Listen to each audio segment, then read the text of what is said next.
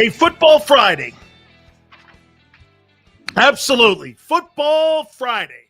And one of the most significant Fridays in Philadelphia football recent memory. A game against the Minnesota Vikings on Sunday.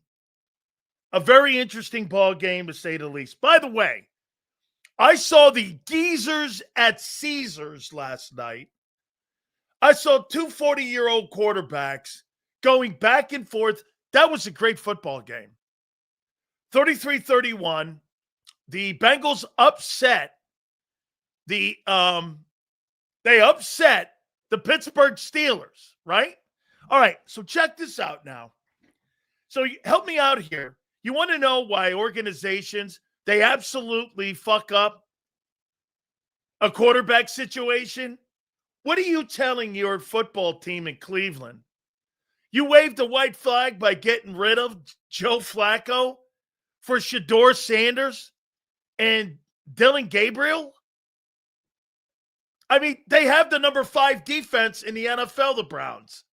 You could actually win some games. They beat the Packers. And you just waved the white flag? You got to be kidding me, man. You waved the white flag. How is that possible? You just went like this. Hey, guess what? Forget it. Hey, you know what? We're going to be getting ready. And we're going to be getting ready for what? We're going to be getting ready for next April's draft. You got to be kidding me, man. How do you explain that to the rest of your guys in the locker room, right? How do you explain that? How do you sit there and explain that to the rest of your guys? Stupid shit, man. Hey, also, I saw A.J. Brown has 45 targets in 6 games. Jamar Chase last night had 23 targets by a 40-year-old quarterback. You mean to tell me you can't get 10 decent targets to A.J. Brown? You got a serious problem with your passing game. And it's deteriorated, and it is absolutely with atrophy right now. That passing game is getting worse and worse and worse every single week. You don't any longer have the best duos in football. You don't use them. How could you have the best wide receiving duo in the National Football League when you don't target them? What the fuck are they on the team for? You have the best duo. Well, try using it. All right, guys. Super chats go to the top. Please hit the like button. How in the hell do you say you have the best duo wide receivers when you don't use them? If I were to tell you the guy went 6-23 for 178 yards, you think that's Jalen Hurts' game sets. Nope. It was Jamar Chase last night with fucking Joe Flacco. Joe Flacco, right. Joe Flacco, who was 10 days in the Bengal organization. 10 days. 10 days he's in the organization. And that guy goes for over 300 yards passing. You got the worst passing team in pro football that's a contender. It's actually unbecoming. By the way, I heard Nick Sirianni today. Man, I'll tell you what, you guys will bite on anything. All right, we're going to give you our takeaway here in a minute. I mean, Joe Flacco has not been on the Bengals, and he went nuts last night. Man, I don't know what you... I'm not going to say that Jalen Hurts is holding back the Eagle offense, but Jalen Hurts is holding back the Eagle offense. He really is, man. If you don't run the football, he is not very good. I mean, he's just not. What a performance last night by both guys. That was a defensive issue last night with both teams, and most notably by the Steelers. Sills, what's the point of having A.J. Brown with the 30th ranked passing offense? Plus, Sills, what would you do in the offseason to improve the roster? Get a new quarterback. I get your point, but to be fair, Chase is all the Bengals have. That's right. He's a primary target, Marsh. That's right. No, listen, he's a prime. This is why I really don't like primary targets. I like quarterbacks that can spread the football around because it gives you a sense of the attack. You don't really know what to defend. But that comes down also, Marsh, to having a quarterback that can spread the football around. The Eagles don't have a quarterback that can spread the football around. You're dead right. You're dead right. That's what they have. I think T. Higgins had over 100 yards, though, too, didn't he? Am I right in that game? What did Higgins have in that game? I thought T. Higgins also had 100 yards receiving in that ball game, too, didn't he? He had 96 yards. So, Marsh, he ain't the only guy. Wait a minute. Let me go back here and take a look at that. So, Marsh, get this. There were 33 targets between Higgins and Chase. You find that weird? 93. I mean, look at that. So he almost had 100 yards receiving. But they had 33 targets. They had 45 in the game. Hey, when's the last time Jalen Hurts had 45 targets in a football game? 45 targets. AJ, get this. This is insane. Xander, look at this stat. Joe Flacco targeted receivers 45 times last night, and A.J. Brown in 6 games has 45 targets. I want to double-check that. I want to double-check what he did. He threw the ball 47 times. He had 45 targets to 5 receivers. Yes. A.J. Brown's got 45 targets in 6 games. Are you hearing me?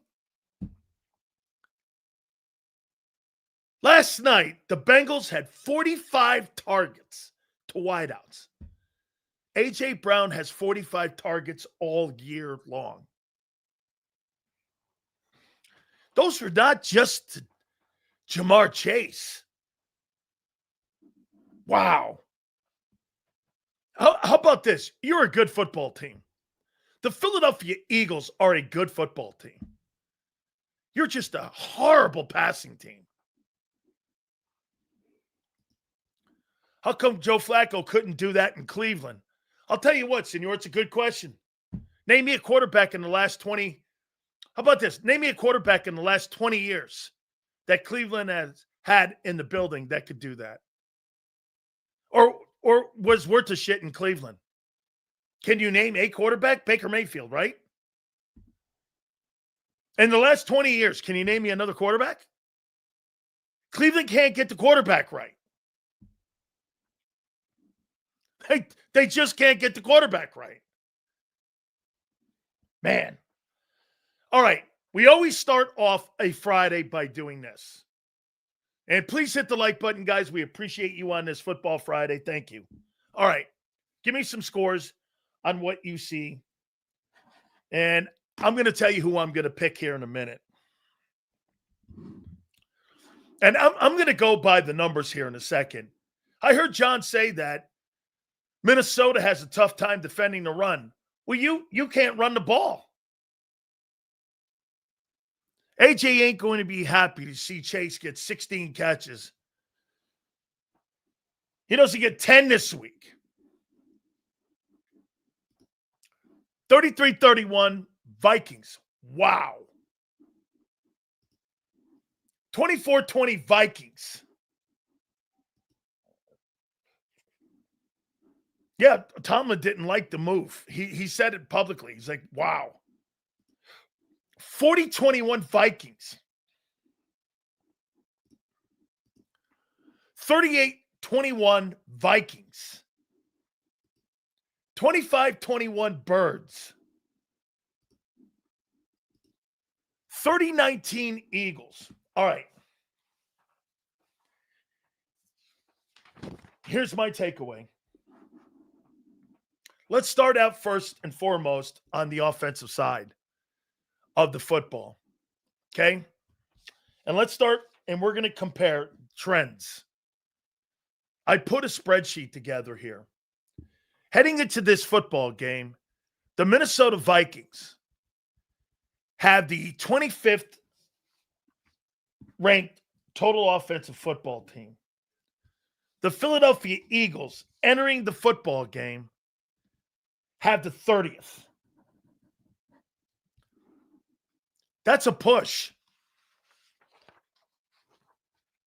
It's a push. Their offense is struggling. Your offense is struggling. You don't have an advantage. You're struggling. For 6 weeks, your offense has been struggling. Don't make it sound like you guys are making... You're giving people the benefit of the doubt instead of what they've done. Let's take a look at the passing offense. Minnesota Vikings in the football game are 21st, averaging 200 yards a game in passing. Your football team, passing-wise,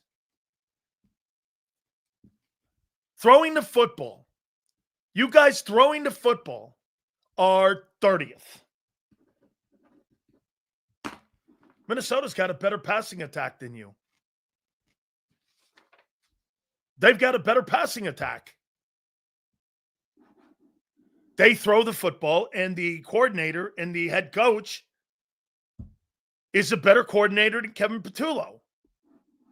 Those are facts. Running the ball. Here's where you're supposed to... Is it possible that the Vikings have actually a better running game than you? They do. The Vikings have a better running attack. Scoring. The Vikings are 13th. You're 15th. My point being here on offense, you two guys are pretty compatible. You have no advantage. Where's the advantage? Barkley, their advantage is in the receivers. Because now we're going to go to the defense. You have no edge rushers heading into this football game. So let's go on the defensive side and see where Brian Flores' defense is. Vikings. Well, Vikings enter this football game the 6th best defense in pro football. You, on the other hand, enter this football game as a defensive football team 21st. Okay? Edge Vikings. Pass defense. Because of the way Isaiah Rodgers is playing and your shitty pass. So let me get this right. The Vikings are number 2 in pass defense. You're 30th in passing offense. Vikings by a landslide. Landslide. And you got the fuck kicked out of you by the Giants. The fuck kicked out of you by the Giants. The only thing close was the coin toss. See here. Rush defense. This is where you guys are supposed to have some advantage. You're 26th. The Vikings are 24th. You're no better than them. As a matter of fact, your defensive tackles have not played well. Not that I think. Not to what I saw the standard of a year ago. I mean, you're making it sound like you guys have these gigantic advantages. Where's your advantage? Where's the advantage? Where do the Eagles have the advantage so far in 2025? Where's your advantage? Here, let me go to them. I'll ask questions to you guys now. By the way, please hit the like button, guys. Justin Jefferson versus who? Who covers Jefferson? Who covers Justin Jefferson? Anyone?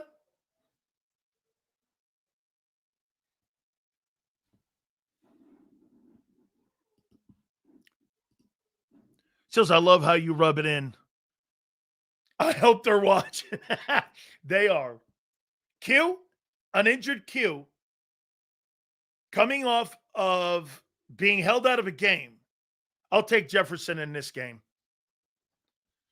Easily. What's his name? Brett Tooth? Banged up Dickerson versus Jonathan Allen. I'll take Jonathan Allen.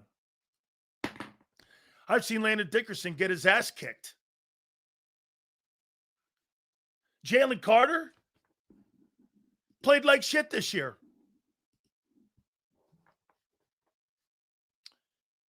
Steen versus Hardgrave.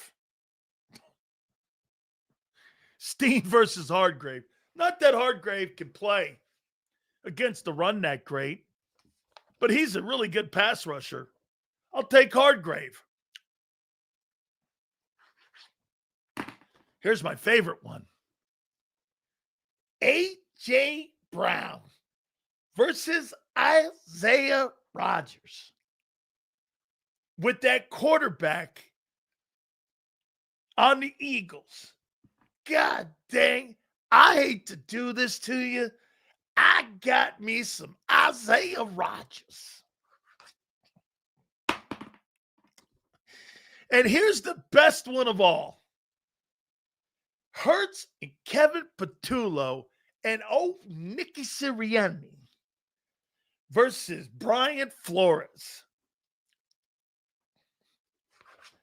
Brian Flores.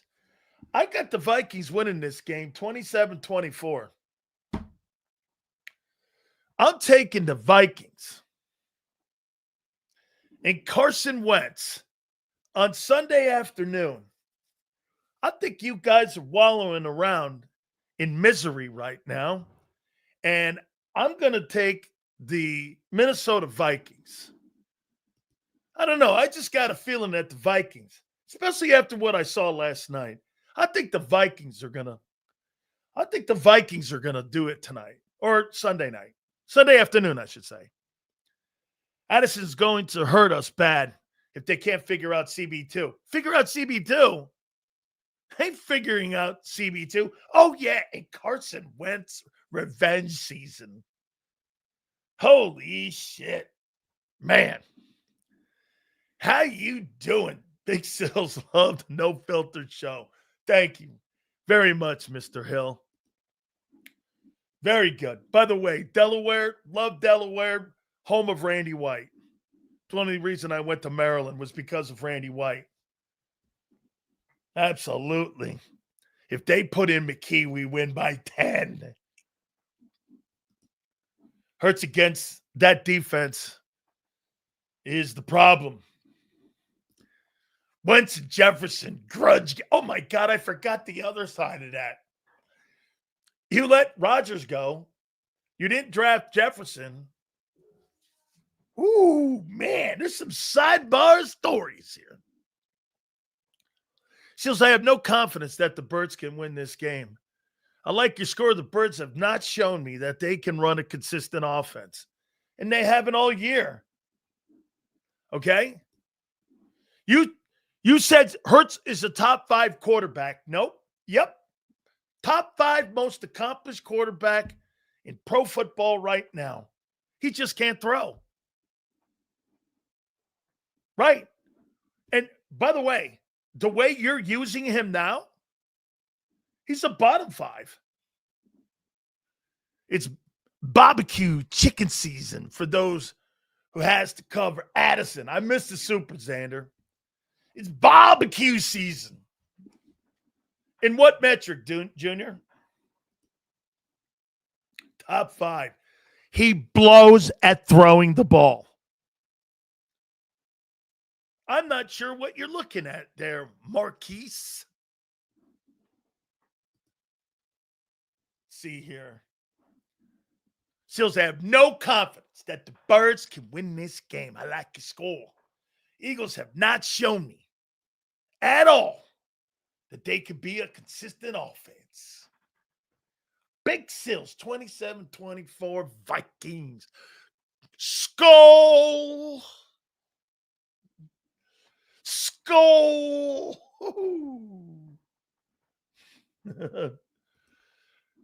Don't ever compare your shitty chicken arm quarterback to Josh Allen. Ever. Our scheme is horrible, and all reports lead to Hurts being the reason the offense is this way. We hate play design, and Hurts is the culprit. Skull. Skull. Skull. If Hurts does get benched, Lori has approved it. Oh, yeah, that's right. Skull.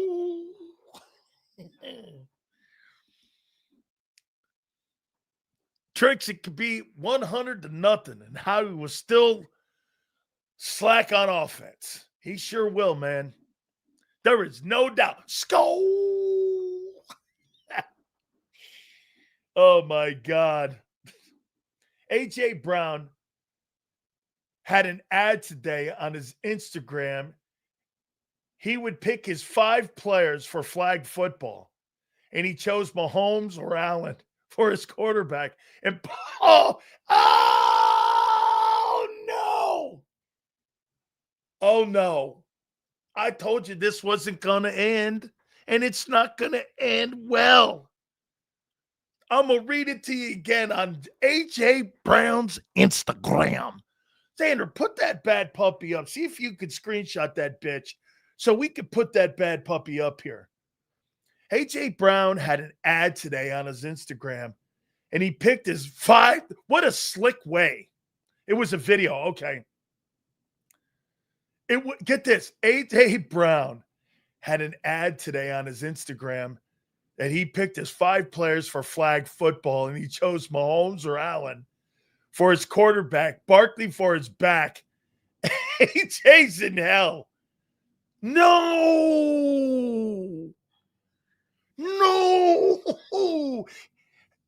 A.J. Brown hates his quarterback.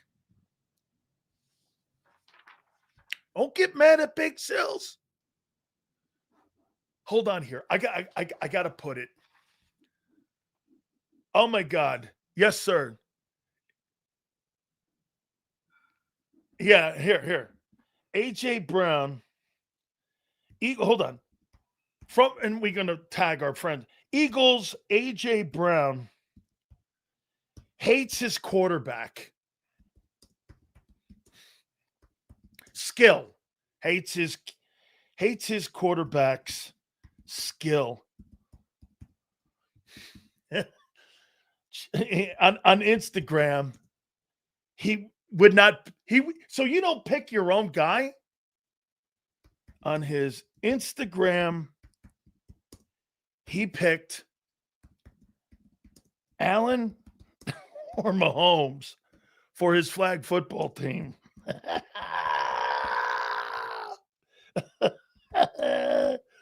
Oh, man. Hey, this was good. Hey, Bob Lang, you got a lot of cleaning up to do in this one because there ain't no misunderstanding of this. There is no misunderstanding here. It's finally out. The guy hates the guy's skill set. He completely get this. Think of this here for a second. It's a slick way of saying I hate my quarterback. And you're heading into I might pick 30-24 now, Vikings. I'm going to still hang 26-24. I got 26-24 Vikings. I'm even more sold on it now. Fucking wide receiver hates his quarterback because you know why? His wide receiver saw last night Jamar Chase get 23 targets from 50-year-old Joe Flacco. AJ's Billy Mount Rushmore. Hey, dude, that game last night did more harm to A.J. Brown. He is one pissed off dude right now. Hurts, I don't know if Hurts lost the locker room. He's lost A.J. Brown. Dude, is A.J. Brown forcing his way out? That's what A.J. said, y'all. Don't get mad at me. Post is on his IG. Ooh. I'm like fucking, I'm like a free throw shooter that can't miss this year in my takes. How long before A.J. Brown will be pissed off at this offense? Hey, he'll never get pissed off as long as they're winning. Yeah, okay. Yeah, okay. AJ, solid gold. Hey, don't worry. Bob Lang right now is in a hazmat suit, and he's getting ready. He's got to like go in there. You know, he's got the mask on and shit. He's got the thing going. You think he's Darth Vader? AJ, feel the force. Holy cow, man. This is solid gold, man. Okay. This is solid gold. Absolutely. This is solid gold shit, man. Hey, by the way, Mike North is coming on, and he just posted. So Mike North is coming on at 4:30 Eastern time. Okay. So he's coming on at 4:30 Eastern. And get this. Okay. 4:30 Eastern. And he says you should trade A.J. Brown. You should trade his ass. All right. Who do we get the most for? For Hurts, you get a bag of vittles, and you get like some maybe some sausages and like some day old bread. Oh my God. Okay, wait, whoa. Sil's always trying to start dumpster fire, and all the bums gather around for his BS takes. Wait a minute here, jackass. That's your boy saying it. We ain't saying that. Don't get mad at the messenger here. Go talk to your boy, A.J. Brown. He's the one starting the fucking thing on fire, dude. Don't get pissed off at Big Sills, because I'm not one of those. Oh, you know why Marcus doesn't like what we do? Because nobody at WIP or 97.5 is going to light that can on fire after somebody throws that kind of shit out. That's content gold to me, dude. That's why I have no affiliation to anybody. I don't give a shit. That's solid gold. That's content gold. That a wide receiver hates his quarterback.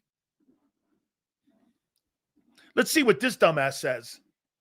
Sills provides a dumpster fire, and these fickle rodent Vikings supporting fans need the warmth. This guy's so weird and so dumb and such a knee dragger. No.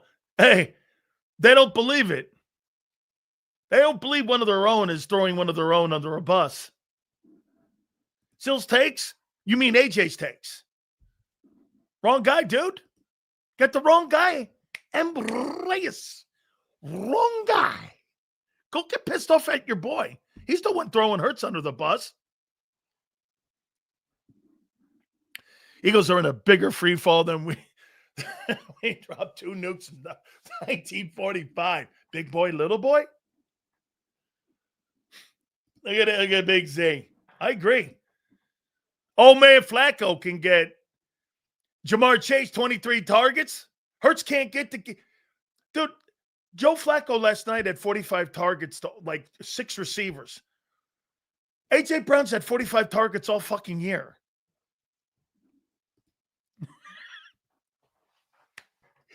They're AJ. They're football heavenly gods. The football gods have shown us here how great this is.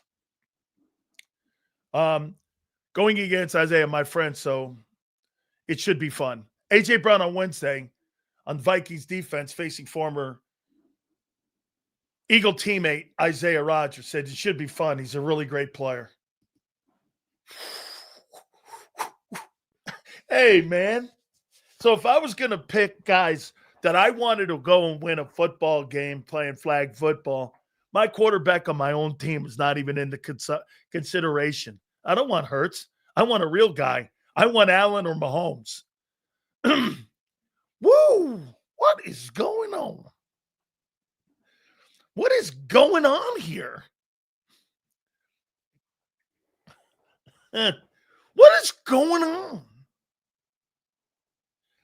Is AJ going to run half-ass routes and also run the same predictable routes where defenses just cover a little 5-yard route? Depends on what they call. Jalen Hurts lost A.J. Brown. He's lost him. Think that's a good one, too. And all courtesy of JAKIB. Eagles, Jalen Hurts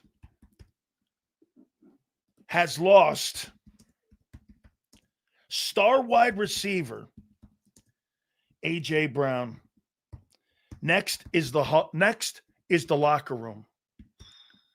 Next is the locker room. JAKIB and fly, eagle fly. This is, oh my God. I never knew I'd have this much fun. So let me just do this too. PHI versus MIN. I know. Get that ready for the week and the weekend. Hurts has lost him. A.J. Brown wants out. Fuck it. We root for the logo. There you go. Hey, remember I asked you, do you remember, Xander? I asked you, do you think this will ever get to TO status? You see, one thing you got to remember about Big Sills, I throw these topics at you for a reason. Just like Howard threw out, hey, maybe you bench him. This is what we do. Okay? This is what we do here.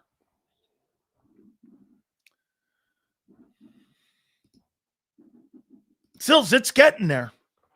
It is. Oh, I think it. I don't. AJ doesn't have that personality to be a complete asshole. T.O. at times is dumb. AJ's calculated. AJ's smarter. AJ's a brand. Okay? T.O.'s a brand now. AJ's a brand during his playing days. T.O. never got that. Okay?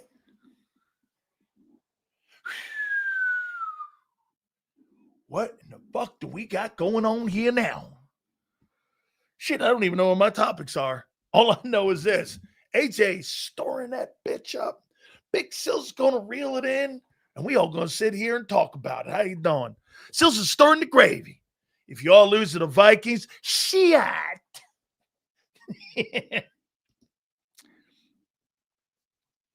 Every fucking year we play this candy-ass scheme. Oh, I love Philly fan, man. These fucking guys, you are just so much. We are so much like family. We really are. Because, hey, listen. Yeah. How do y'all have all those weapons on offense and rank 30th? Oh, yeah. Hurts can't throw the ball. Ooh. Now we got people parachuting in from all over. They're goofing on your quarterback because your star wide receiver's goofing on him. Hey, if I was going to get this is what it sounds like to me. So here, hey, listen, if I was going to play a game in the backyard and I was going to go play with my boys and we were going to go, play in the mud and the rain and shit, I'm going to pick Mahomes. I'm going to pick Allen. I'm going to pick Barkley. I'm going to pick this dude. And I'm going to pick that guy. What about your own hometown quarterback? Fuck that guy. He can't throw.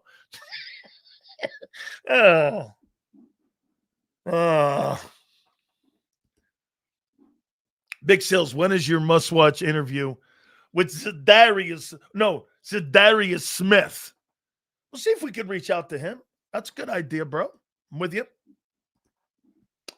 if the Eagles go on a 5-game losing streak, are you starting Tanner McKee week 11? If you bench Jalen Hurts, that fucking thing's over. The Hurts era's over.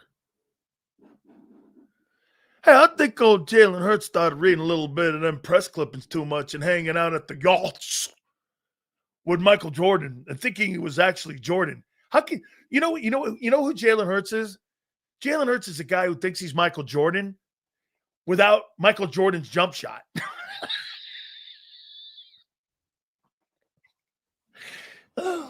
Be like Jordan not being able to have a jump shot. Hey, I could just slam dunk. Tush push. I mean, hey, I'm hanging out with Jordan. You guys got a lot in common. Not really. Jordan's got a jump shot. I don't. Hurts is a fucking running back with a noodle. The Cowboy guys are now starting to, oh my God. No way, not Cowboy guys. They bench Hurts, will go back to the NFL Super Bowl purgatory for the next 5 years. Oh, you mean like you did with Foles? You're not winning Super Bowls because of Hurts. You're winning Super Bowls because of Howie, douchebag. You're fucking missing it. This guy thinks you're winning Super Bowls because of Jalen, or you're going to Super Bowls because of Hurts. You're going to Super Bowls because of Howie Roseman. Not because of noodle arm Hurts. Oh, my God. Noodle arm Hurts. Dude, you know why I'm like this right now? I saw a 45-year-old guy last night throw fucking 23 targets to Jamar Chase. And everyone in here is going, that's all they got. Not really. He threw 45. He threw another 22 to other people. You're making it sound like that's all he did. He threw 22 more targets to other people other than Jamar Chase. That's 22 targets that Jalen Hurts doesn't do in a game. I mean, does Jalen Hurts throw for 22 targets a game?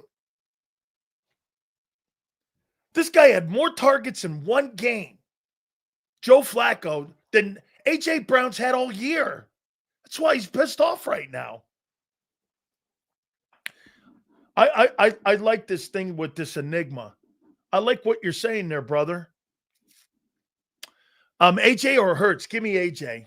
Last time we picked McNabb, and it got us nowhere. Fuck that trade and Hurts.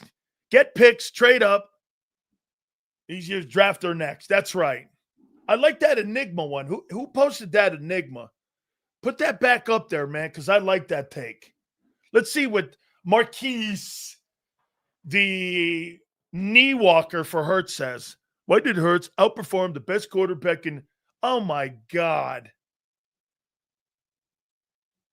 Are you fucking kidding me?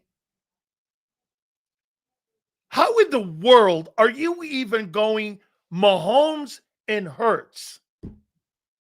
This guy beats you with Juju Smith fucking Schuster. Stop it. Your quarterback. I'm going to make a comment to you. Okay. I want to show you something.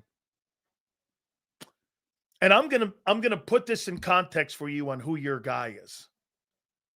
How many people in here believe that Troy Aikman's a Hall of Fame quarterback?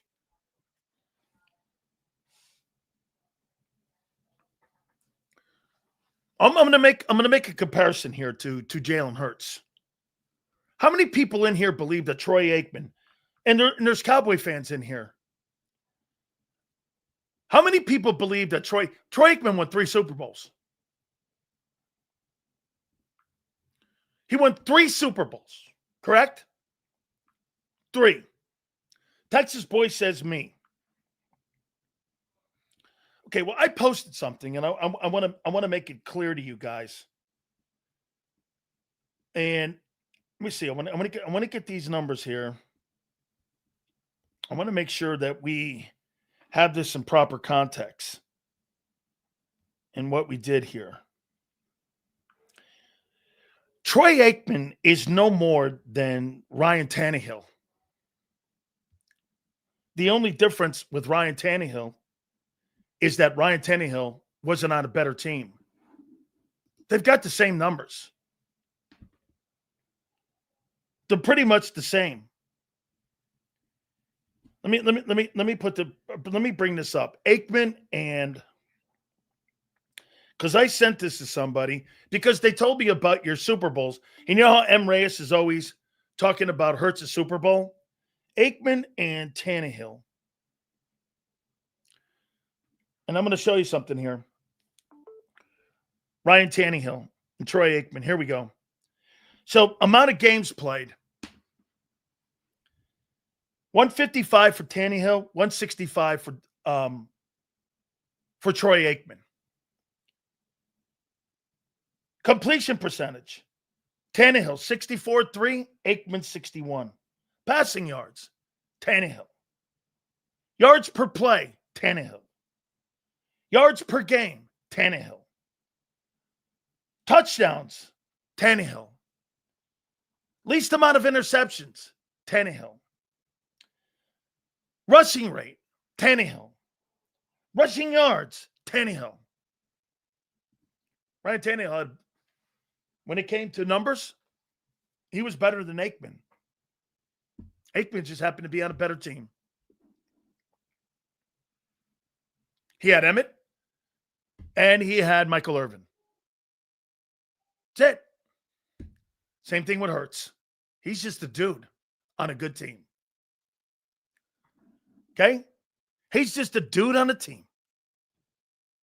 The only difference, you see this right here? Get this. He's just a guy on a better team. That's all Jalen Hurts is. He's just a guy on a better team. I've been trying to tell you that for months and actually for years now. He's not better than anybody. He's just a guy on a good team.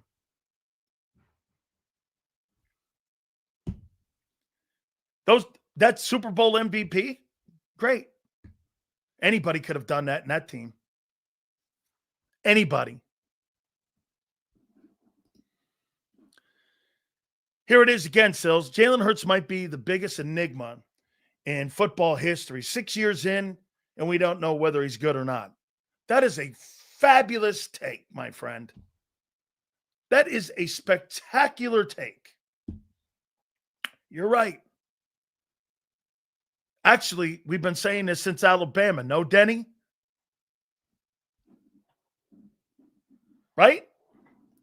Then Sills, Hurts was top. Hurts has the top. There is no doubt Jalen Hurts, when you're talking about accomplishments in this league, he's top 5. I mean, same with Aikman. I'm not using him to win a football game in my team. No, thank you. If everything is equal, not my team. I've been consistent on this. He is one of the 5 most accomplished players at the quarterback position in pro football. You can't get away from that. But if I had to win a football game and everything was equal, and it's not Eagles versus the Carolina Panthers, and it's Panthers roster and Panthers roster, and it's Hurts, I'm not taking Jalen Hurts. I never would. Shields, I just want to hear your take. Is AJ, in a way, a limited receiver? I feel like the older he gets, the more he'll become like Debo. He is not a finesse receiver like JJ or Devontae Adams, I'm assuming you're talking about, or maybe Devontae Smith. I don't think he's limited. I think that you're talking about like he's like DK Metcalf. You know, he's not going to be a precise route runner. And the slower he gets, let me say this. A.J. Brown's a lot like Michael Irvin and a lot like T.O., not quite as physical. So when you lose some of that physicality, which I'm not sure he's going to, T.O. never really lost his physicality. Is A.J. a precise route runner like some of the really great ones? No. But I'll tell you what he does do. When he's motivated, he blocks in the run game. You think there's any coincidence that he blocked for Derrick Henry and Saquon Barkley? By the way, guess what he did? What's a hidden gem in that flag football comment? He played with Derrick Henry, and he chose Barkley. Boy, if I was Derrick Henry and I played with A.J. Brown, and you're telling me he took Derrick Henry or he took Saquon over Derrick Henry, that's quite a fucking compliment. I mean, Derrick Henry's going to the Pro Football Hall of Fame. Barkley's not. There lies the indictment on Hurts. The better player is Derrick Henry. Not Barkley, but he picked Barkley because he enjoys being a teammate with him.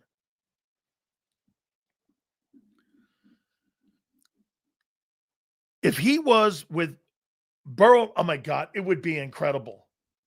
It would be incredible. Absolutely, absolutely true. He's listen, he'll be an Eagle Hall of Famer probably one day. Was Dez better than AJ? Dez Bryant's a great player.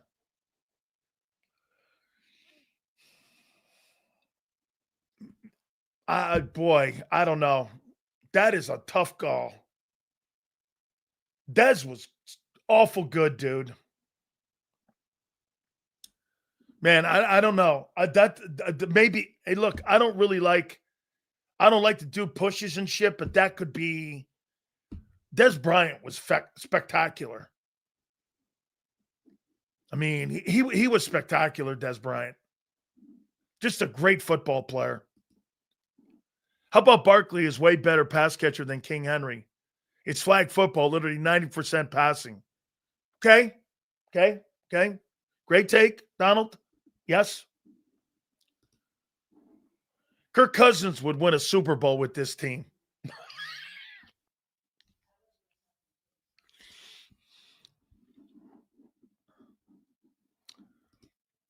AJ reminds me a little bit of Anquan Bolden. Nah, he's better.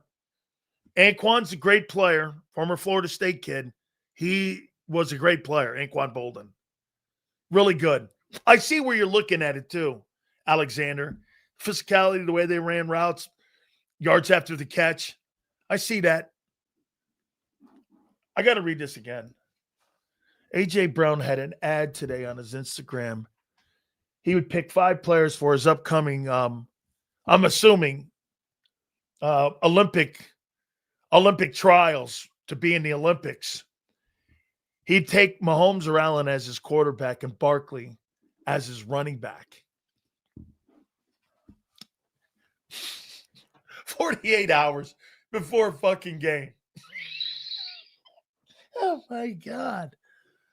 I can't believe this shit. This is gold. I can't believe. Hey, thank you very much for parachuting me into Philly. This is freaking unbelievable. Oh my God, my clueless Sileo. Oh man. Yeah, really right. You bet, man. How you doing? I would never take a Jalen Hurts. Why? Because he's got a noodle arm. Noodle arm Hurts. Think we can get that hashtag going. So what happened to Nick being the head coach and telling, oh, look at Senor. Senor, I think you and me had kind of like a falling out. And I'll tell you what, man, for a month, you've been bringing these topics to the table. Way to kick ass. Dude, you are good. I mean, there's no doubt you sent M. Reyes to the little kiddie table with the sippy cup. He sits at the table with the sippy cup and the Happy Meal. You're sitting over with Big Sills eating a big old steak, having a nice glass of wine here. He's sitting down there at the sippy cup table. Hey, you all right down there? Hey, M. Reyes. How you doing down there? Get your feet off the table, M. Reyes. You guys at the sippy cup table. Look at Senor's take here, man. Senor's dead right. Hey, man. Hey, Nick, why don't you tell your players to shut the fuck up and go play? Where's the big-time coach? Where's your coach? Where's the coach? That's another good one. Hey, where the fuck is Sirianni in all this? Where's Nick in this shit? I thought these players were under control. Shit, you better get Big Dom in this stuff. I mean, where the fuck is Sirianni in all this Eagle bullshit? All this Eagles bullshit. Where is he?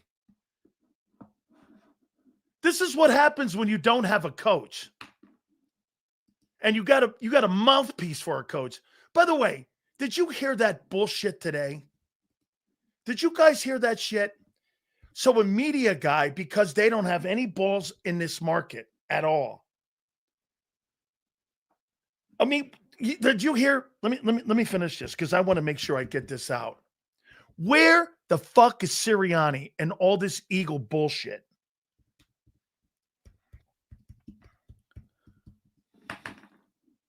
Where is he? So somebody asked him a question about right out of the gate.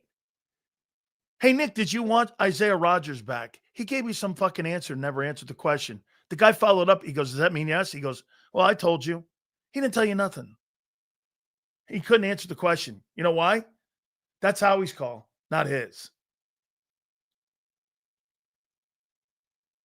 The guy's a mouthpiece.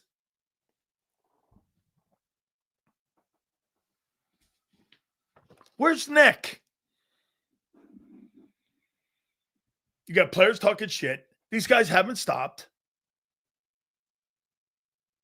Jalen Carter was a character problem at the beginning of the year.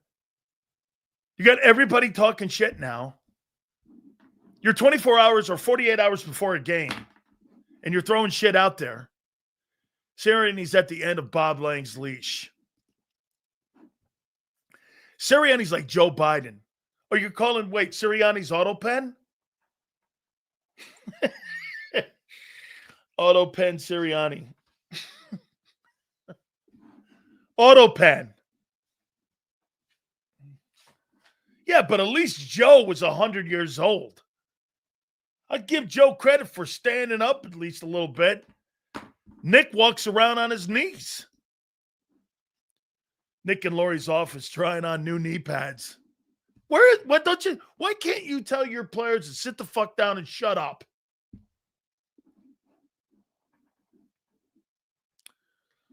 Get this. Look at this douchebag here.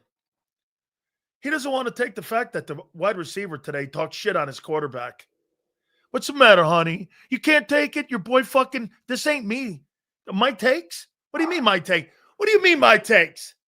How are these my takes? These aren't my fucking takes, guy. These are fucking your A.J. Brown's takes. This guy's, hey, get this. You can sit here and talk all the shit you want at me. These are your boys talking shit, not me. M. Reyes, go take on the knee pads. 4-2 and looking up. What do you want me to do, Bob? I'm going to start calling him, Sirianni sits at the sippy cup table. I'm going to start calling M. Reyes Slurpee Cup. He sits at the Slurpee Cup table. Still shits on Nick, but he consistently making excuses for fucking Mike Tomlin. Because at least Mike Tomlin runs his own fucking boat, and he's the captain of his own ship. This guy's just a knee pad scraper. You're damn right Mike Tomlin's on the firing line. At least Mike Tomlin makes calls, hires his own coaches, is involved in personnel, and nothing is done without Mike Tomlin's say. The fucking guy can't even answer a question if you wanted Isaiah Rodgers or not. Mike Tomlin, you ask him that question, he'll go, yeah, I did. Here's what you get with Nick. He's like giving me the Italian alphabet. A, E, I, O, U, and sometimes Y.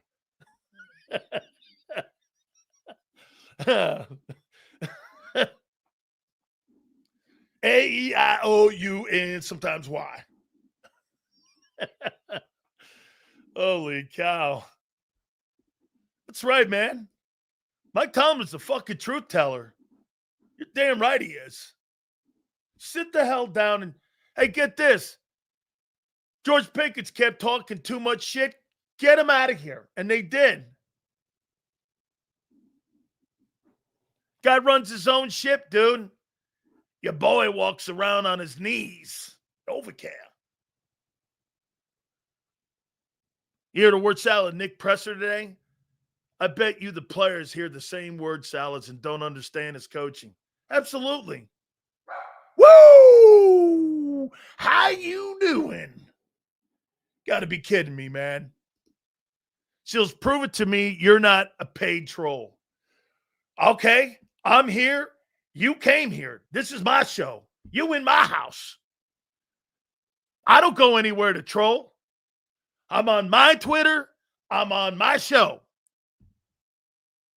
I don't go anywhere else. My house, my Twitter. Where else do you see me? Nowhere. What, you think I go trolling around other people? You have to understand, I'm not that very technically sound in this bullshit. Somebody said, what is it, burner accounts? Yeah.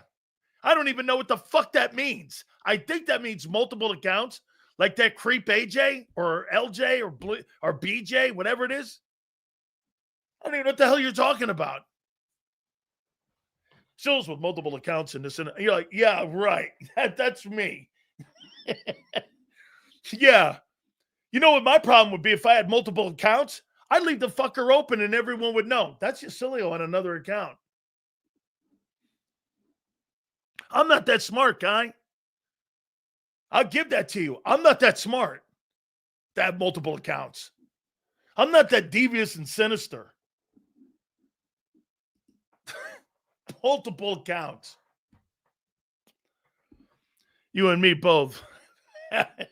I'm just not that guy. AJ's putting feelers out there. You think AJ? Oh, I know. AJ wants to play right now for Drake May or with Jake May in New England. I know he wants to play in New England. He wants to go up there with a real quarterback, Drake May. He's got his ring. He don't need anything else. He wants to get back up into the stars. Jamar Chase. Have all them targets. You know, big numbers. Everyone glazing over him. AJ, one of the best. AJ's not one of the best wide receivers in the NFL right now. How could he be? How in the world could a guy who got 23 targets last night and a guy who gets 5 a game be a top wide receiver in the NFL? Hey, AJ, you're a bum now. Why? Because your quarterback's turned you into one. Seals, do you see a lot more parity this year between things transpiring with the Eagles, Bills? Yes, I do, actually. It's a great take. Yes, there is more parity. Teams like Cleveland beating the Packers, or like last night, the Bengals beating the Steelers. Yes, absolutely. Then how many targets does AJ get Sunday after this? 2. That's why I'm going 27-24 Vikings. Woo, baby. This is I haven't even started my top. Oh, I gave you my score, but I stopped doing the topics after this. After Xander gave me those nuggets, it's like golden eggs. Wide receiver hates his quarterback. There's no other way to look at it. And you know what you're going to get with, dude, this is so much blowtorching that Bob Lang's got to go in there with this is like after a nuclear fallout, like at Chernobyl or some shit. Man, AJ's making a fucking mess. You know Bob Lang's got to run right upstairs to the owner and go, hey, man, you know the owner's watching this. The owner's watching this. Here's an alley-oop, Sills. Wednesday, be a passing juggernaut with Flacco. Dude, Joe Flacco in this offense would throw for 500 fucking yards.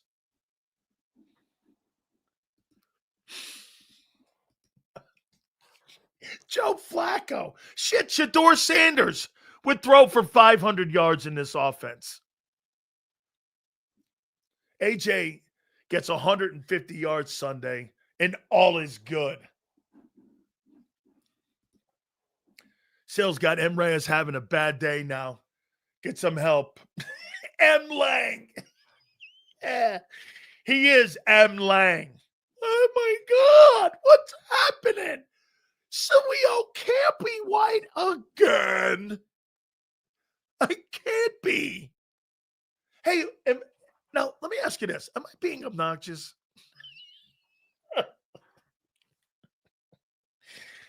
Oh, my God. This is too much fun, man. We told you years ago this guy was limited. And if you didn't have a good team around this guy would fall to pieces. And idiots. It's hard to fall to pieces. I didn't realize he'd fall off a cliff like this, though. Get this. Landon Dickerson has done more harm to Jalen Hurts than any coordinator could ever. You know why? You could hang that stupid excuse you had last year. Well, we're so dominant in running the ball. We don't need to throw. Remember you used to use that? You know now that when I was saying that, that's a joke. That's not true. And now it is true. Landon Dickerson's injury exposed Jalen Hurts' inabilities to throw the football when you need it on a consistent basis. Hey, do I think Jalen Hurts can do a game and go out for 275 yards and go 26 and 38 and have 3 touchdowns? Absolutely, I think he can do that. Why not? I saw 40-year-old Joe Flacco do it. I mean, Joe Flacco is not even on his back 9. This guy's at the bar drinking Mai Tais. I mean, he's past his back 9. Okay? Yeah. Jalen Hurts in the game against the Rams had 90 total net yards passing. Ooh, wow. Yeah. Chickens come home to roost. My great friend, or I shouldn't say friend, but person I'd idolize, Malcolm X. You bet, baby. What, Jeff, you didn't think I knew that? Chickens come home to roost. That's a Malcolm X line. Big Sills, all BS aside, how much is Howie put this stupid fire out with this team? Because it's ready to implode. Howie? What do you mean? Where's Nick? That's Nick's job. If Nick can't put the freaking fire out, what's his gig?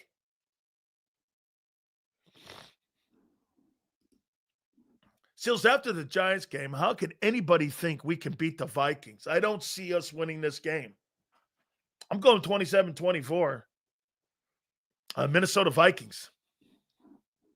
You know what I was going to do? I'll be transparent with you. Xander was talking to me prior, and I was going to go Eagles. But the more I looked at the numbers and the more I thought about it, I went, you know what? Fuck that. I'm going to go Vikings. I had a tough time saying Eagles.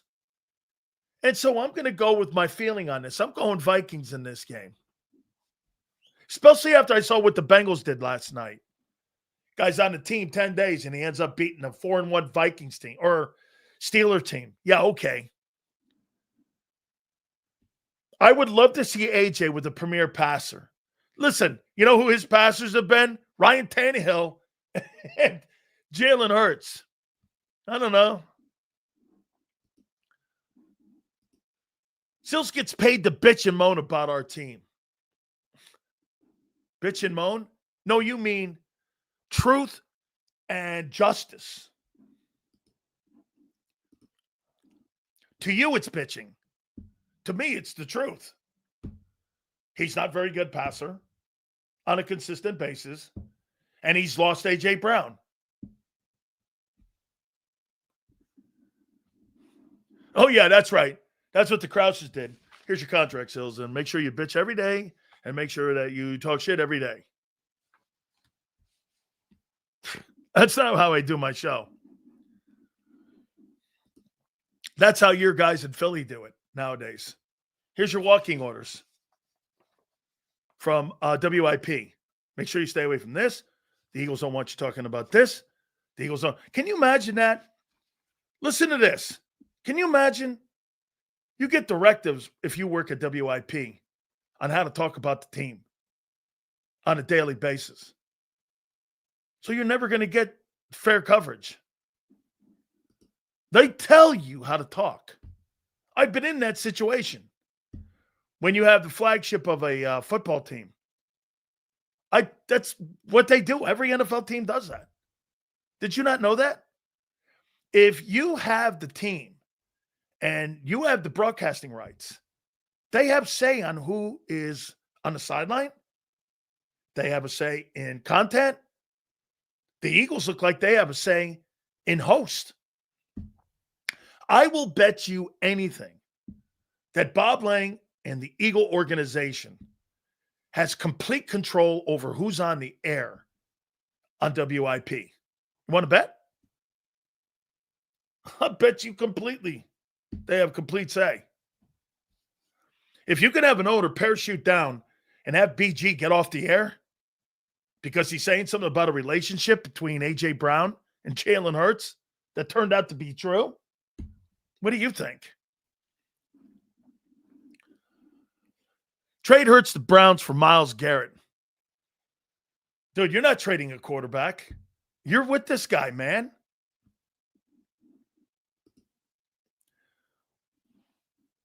You're with him. I have a hard time following a mainstream anything these days. I'm with you too, Gary.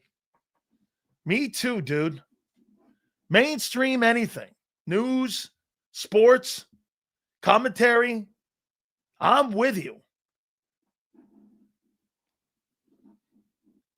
I'll tell you flat out. They could pull their broadcasting rights at any time if content doesn't go down the lines that's unbecoming of the organization, and also that they have control of a content with the fact that the contract, that means they can rip it up at any time they want and they can walk. That's how they hold radio stations hostage. If somebody says something negative on the air about them that they don't like, they have a right to go to Odyssey and pull their contract. They have an out clause in there. All of them do. All NFL teams do. Basically has control of content. All jokes aside, this is turning out to be very childish by AJ. The same. Yes, it's true. Okay? Same shit that got him traded from the Titans. That's right, Marsh. But Marsh, let me ask you this. Isn't that Sirianni's job to stop this shit? I mean, where's the coach in this?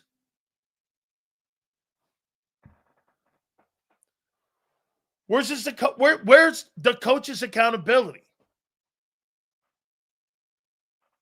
Okay? Where's his accountability? Sit down, dude. Shut up. We got a game Sunday. Stop this shit.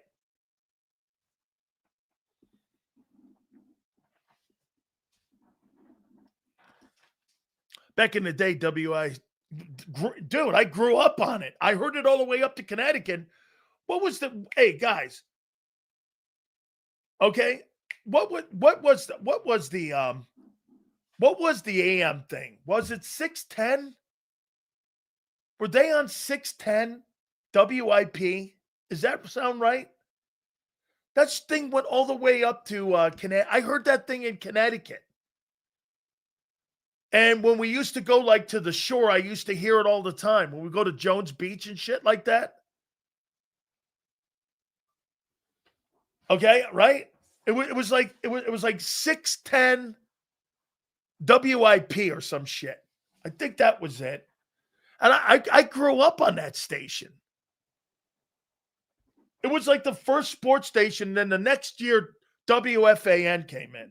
And I started listening to more to FAN because I live around the New York City area.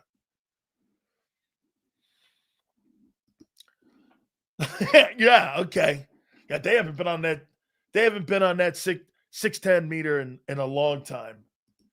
That frequency, yeah, yeah, that's what it was. It was 610. Ooh, yeah, man. Let's do the sidebar stories here. Let's do the sidebar stories. First, A.J. Brown versus Hurts. Isaiah Rodgers having an all-pro year. Does he lock down A.J. Brown and make it even more obnoxious? Carson Wentz is starting versus the team that threw him to the wolves. Wentz.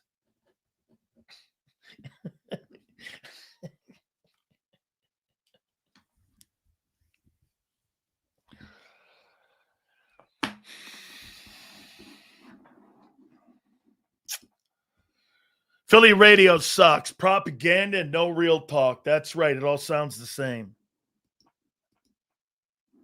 Okay. Wentz, 28 of 37, 295, 2 TDs, baby.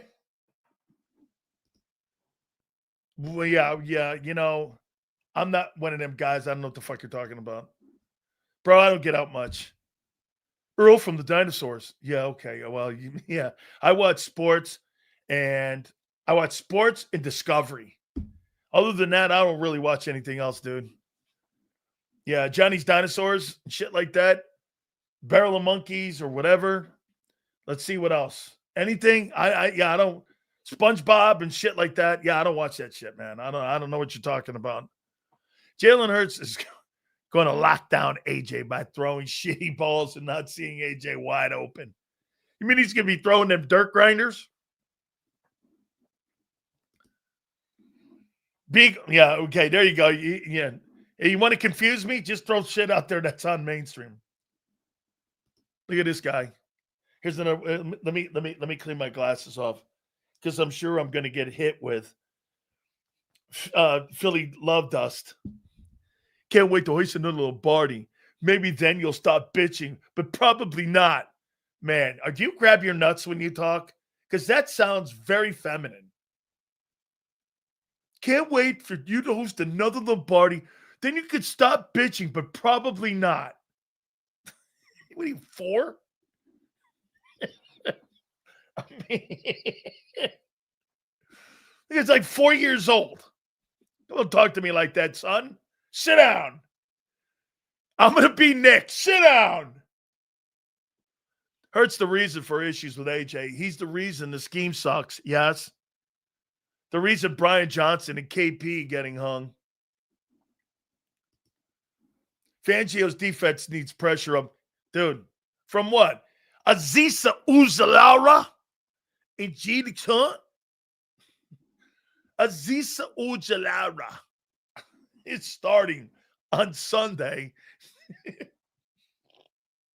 Aziza Ujulari and Joshua Uchikuchi Uche. Seriously, it's like a Jamaican bobsled team. So WIP reporting on Hurts was a message to him. Woo!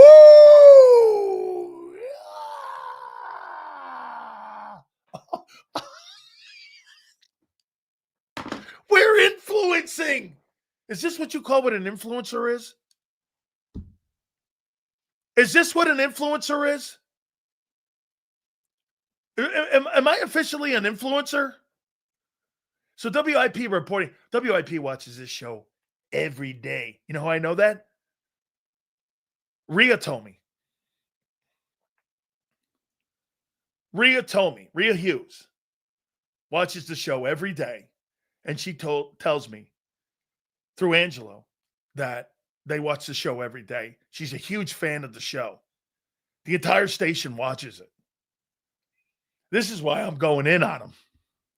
Aziza Ujulari. Rhea, we love you, man. Thank you for the compliment that you gave to Angelo. Rhea was like, hey, the guy does a spectacular show. We even had yesterday, Didinger telling folks what a great show it is. Aziza Ujalara. I can't stop saying that name. Oh, that's right. He sucks. You've been influencing me, Big Cells. There you go, Biggin. Way to keep an eyeball on that thing over there, too. Aziza Ujalara.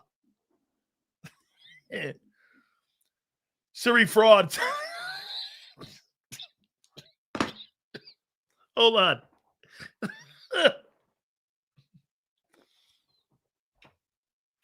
I'm more conviction now about my pick of the Vikings winning Sunday. This is a ready-made team. Yeah, so were the Giants. Siri fraud said less thinking. Talent takeover. He was planning on getting carried since his intro press conference. You know when you put the seeds down and the little sprouts up, you sprinkle a little bit of water on it. You know, then you put some more water on it. You know, you sprinkle in it, you know. Aziza Ujalara, the greatness of Howie Roseman. He lands on Aziza Ujalara. Oh, God. Hurts is not even Eli. Dopey face Manning. Oh, Maron. This is too fucking good. Yes. I'm busting a fin gut. Red form, bro. How you doing? Aziza Ujalara. And well, here, watch this guy. Here's one of my favorite moaners. Yeah, with my guy.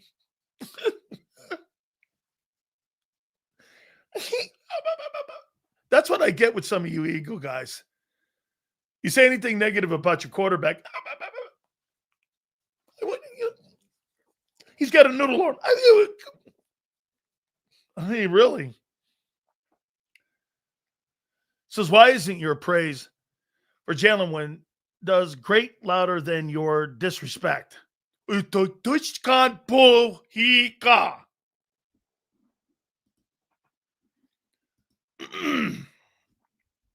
Says, don't say that again. How you doing? All right. Says, you troll too much with BS takes. Yeah, troll too much with BS takes. What? Your quarterback can't throw from the pocket. He takes a shitload of sacks. Your wide receiver can't stand him. Your head football coach can't shut the fucking team up from making assholes out of themselves 48 hours before a game. What BS take is that? Oh, I know what it is. You don't like it straight like that. You're one of them guys that likes mojitos. No disrespect, Sue. I bet you Sue don't even drink mojitos. This guy's a mojito drinker. You don't like your sports straight, do you, Junior? You drink mojitos. The little flower in it, right? Here. Wide receiver can't stand your quarterback skill set. The offensive game plan blows. Quarterback is not fit for that game plan. I'm trying to figure it out, Junior. What BS takes are you not liking? Help me out here. Which one do you not like? Your quarterback doesn't have a good pocket presence because he takes 51 sacks? Which one don't you like? I'm just curious. Help me out here, kid. Help me out. Which take don't you like? Your coach can't shut your fucking team up because they're making assholes out of themselves? Help me out. Which one don't you like? Problem here is, see, Marsh is a guy that's going to give it straight, too. And if you don't like people like this show ain't for you, my friends. We respond just like Mark Combs respond, but you can call him great. Which one is it? Okay. See, what I love about Marsh is his own thinking, man. He'll go like this. Yes, Sills. Yes, Sills. Fuck you, Sills. Yes, Sills. Yes, Sills. Yes, Sills. Fuck you, Sills. Those kind of people I like talking to. Absolutely. You should see the difference in shows that I do for Tampa and the show I do here. You can't talk like that to like the Buccaneer fans because they're still learning how to win. It's a different setup.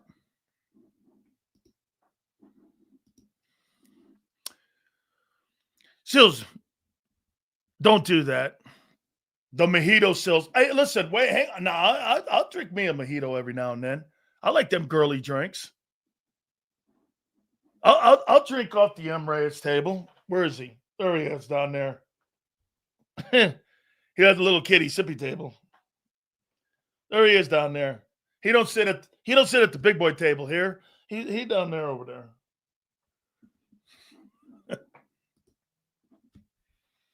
Hurst didn't need to do much when the defense had takeaways.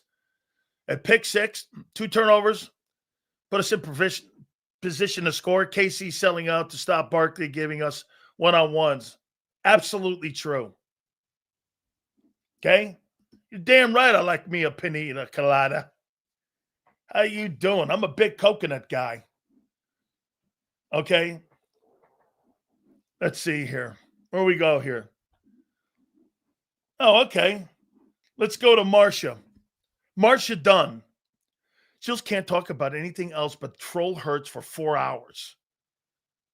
Well, it'd be okay if your wide receiver didn't troll him. Dude, I respond on the topics at hand. Not things that haven't happened or aren't happening, Marcia. Marcia, this is happening right now. Sports talk on the moment. Watch my lips. He posted it now. 48 hours, Marcia, before the game on Sunday. Over here, Sonny. Or Missy or whatever.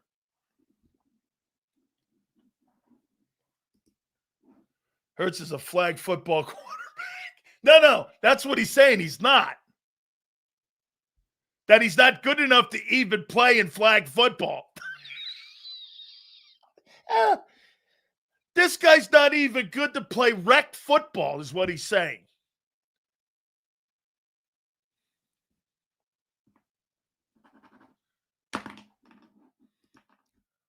Yeah, no. Yeah, you know, I'm so happy they still have her there.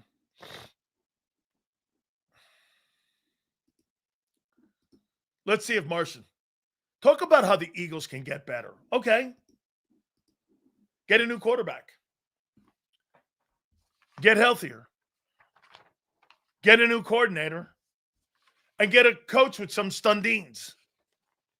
Anything else? I don't know. I think that's as simple as I can get, Marcia. Get a coach with some stundines. Get a new quarterback. Get healthy.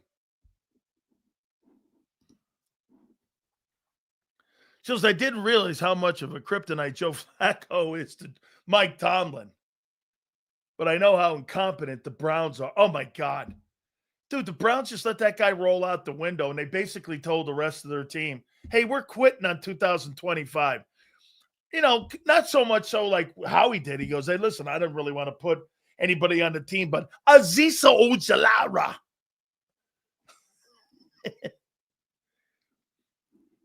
Aziza Ojulari. And some of you guys bought that shit. I'm like, Aziza Ojulari? I hate to break it to you, Sills, but flag football quarterback has a lot more to do than a traditional football quarterback. It's not as simple as you think. That's right. Throwing in the backyard, you got to be a little more complex. You got to be able to read the swing sets, the hedges.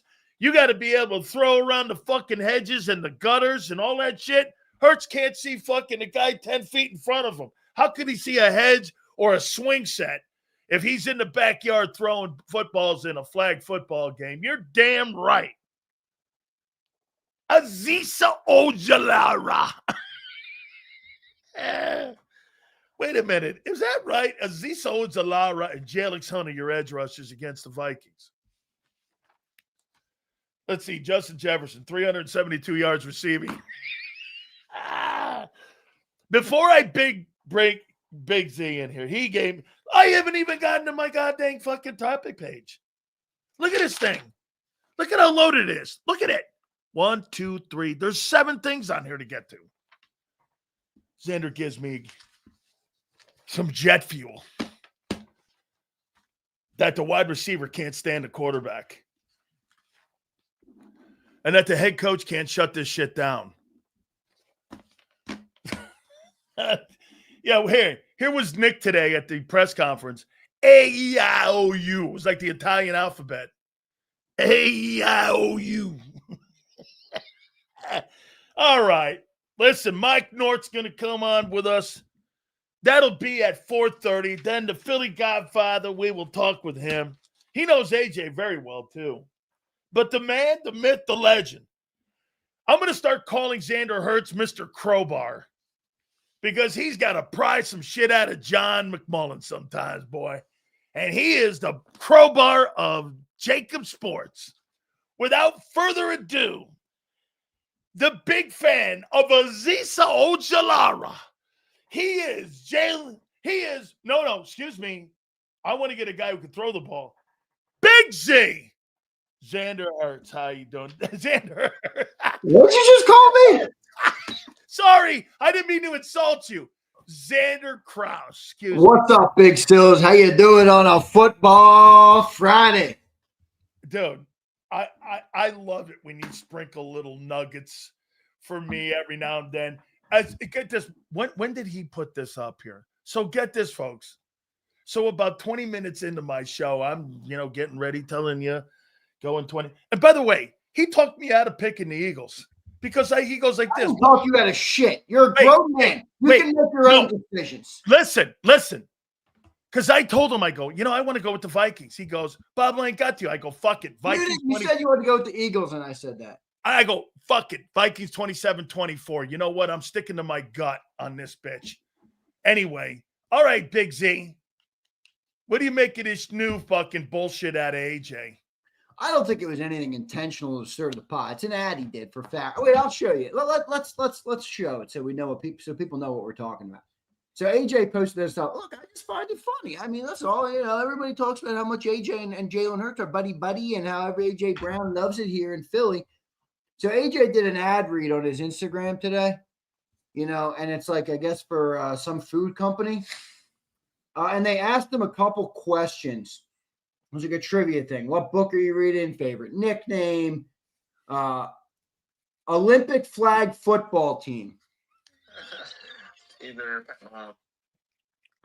probably will have some flashcards, but can you hear it? Yeah. I think I gave myself all the nicknames. Here we go. I always open Cheetah, myself, Travis Kelce, Saquon, Saquon. Either Pat Mahomes or Josh Allen. I would say Pat Mahomes or Josh Allen. And then they asked him for his Philadelphia Mount Rushmore. And he said Jason Kelce, Nick Foles, himself, and T.O. Nick Foles? Then I'll put Nick Foles. I didn't even fucking play with him. So that's up to you. And I'll put myself and I'll put T.O. Oh, my God. I just say, hey. He took Nick Foles over Hurts? I know it's not that big of a deal. Yeah. It's a total shot at Hurts. It's a total shot at Jalen. Wait, you want to laugh? Jamar Chase put up a Jalen Hurts stat line last night. 16 of 23 for 160 and one tutty.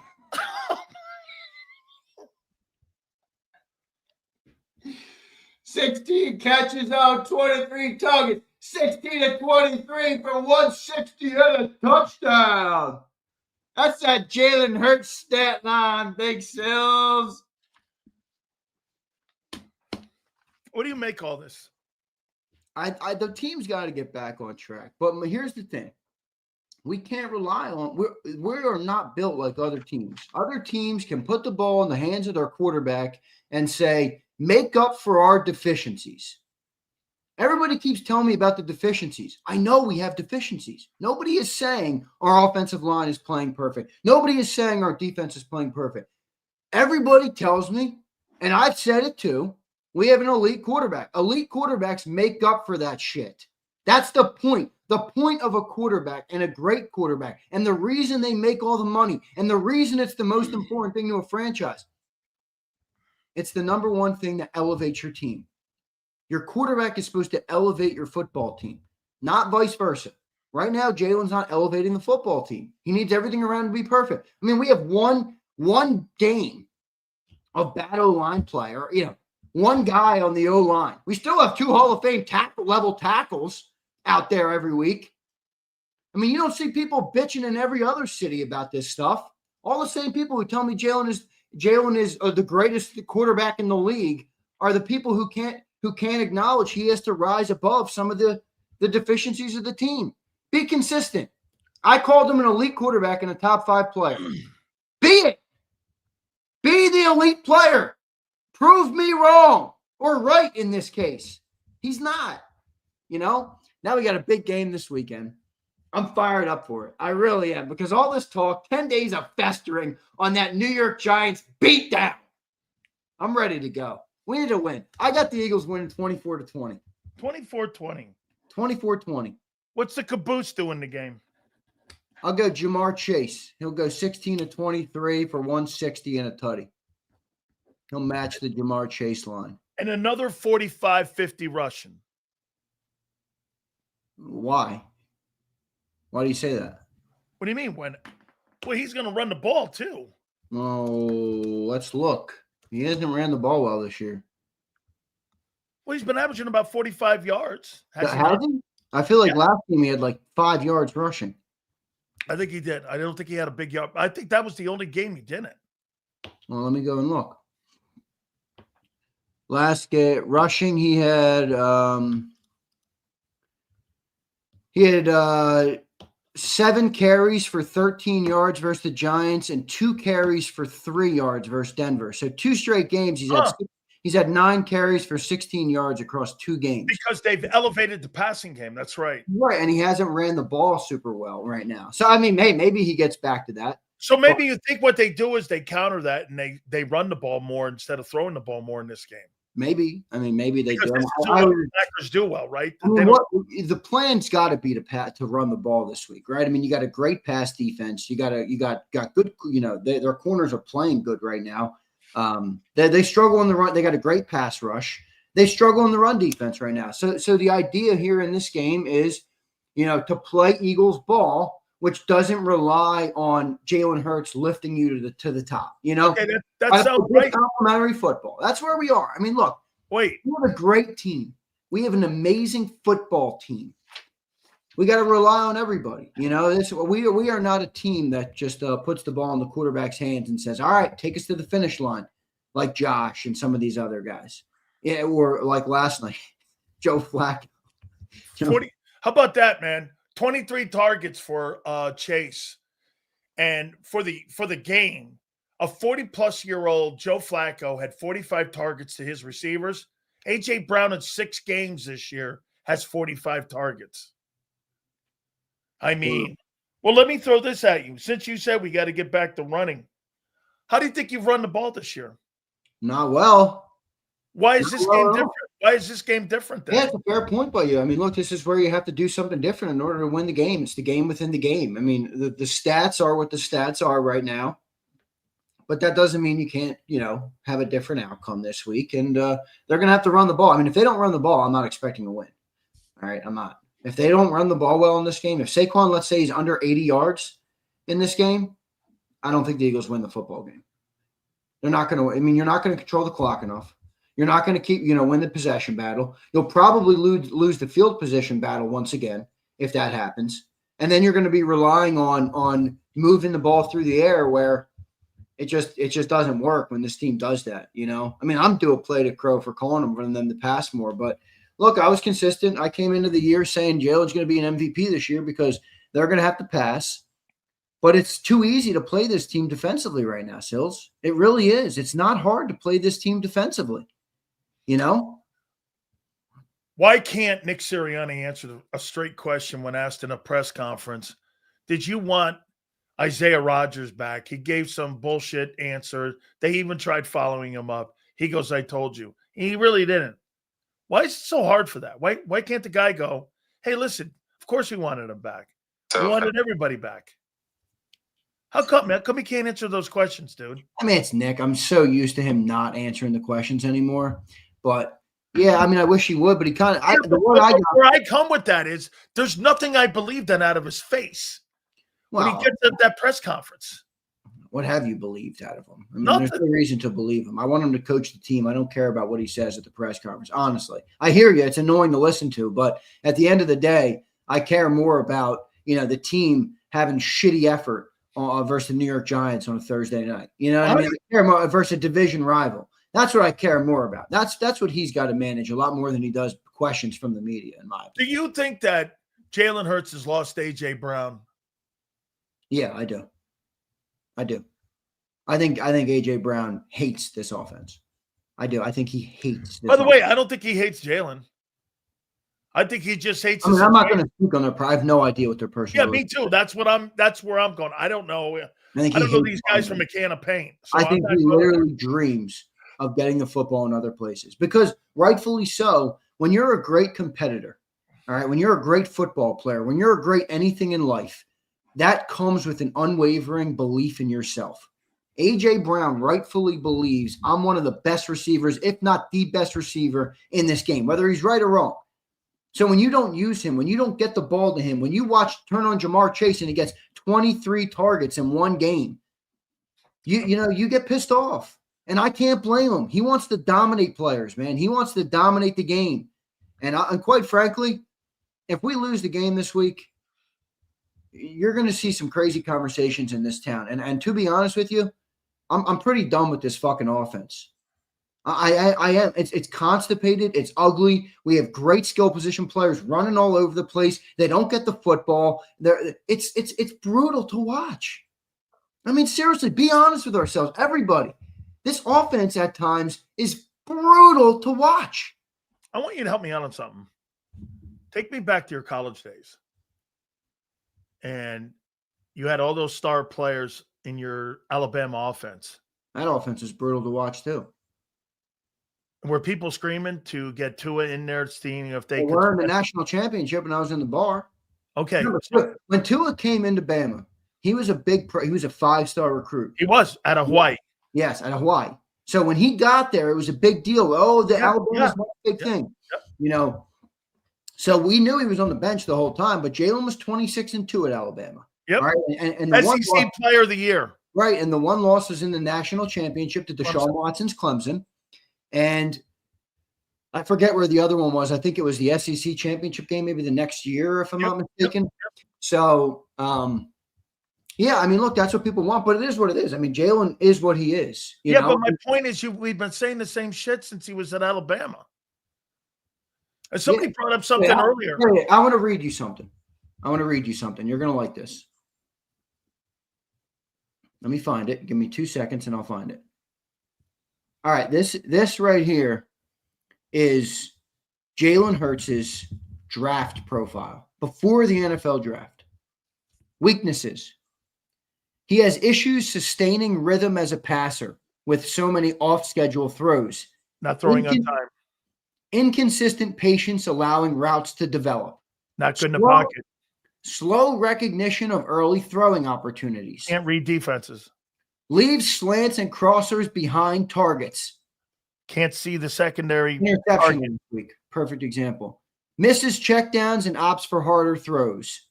Deep arm dip and a long. I think he's actually fixed the arm dip.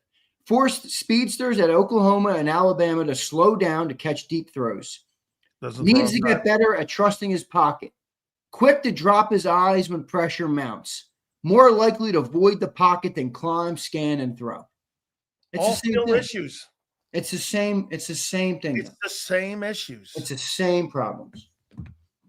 And when you have a team, look, last year it worked, but that style of offense is not long-term sustainable in today's NFL. It is not. You are not going to run your way to a Super Bowl year in and year out in this league. You're not. Not if everything is not perfect like it was a year ago. Yeah, but the point is, even if you do have it perfect a year ago, it's never going to stay perfect because the offensive line is destroyed.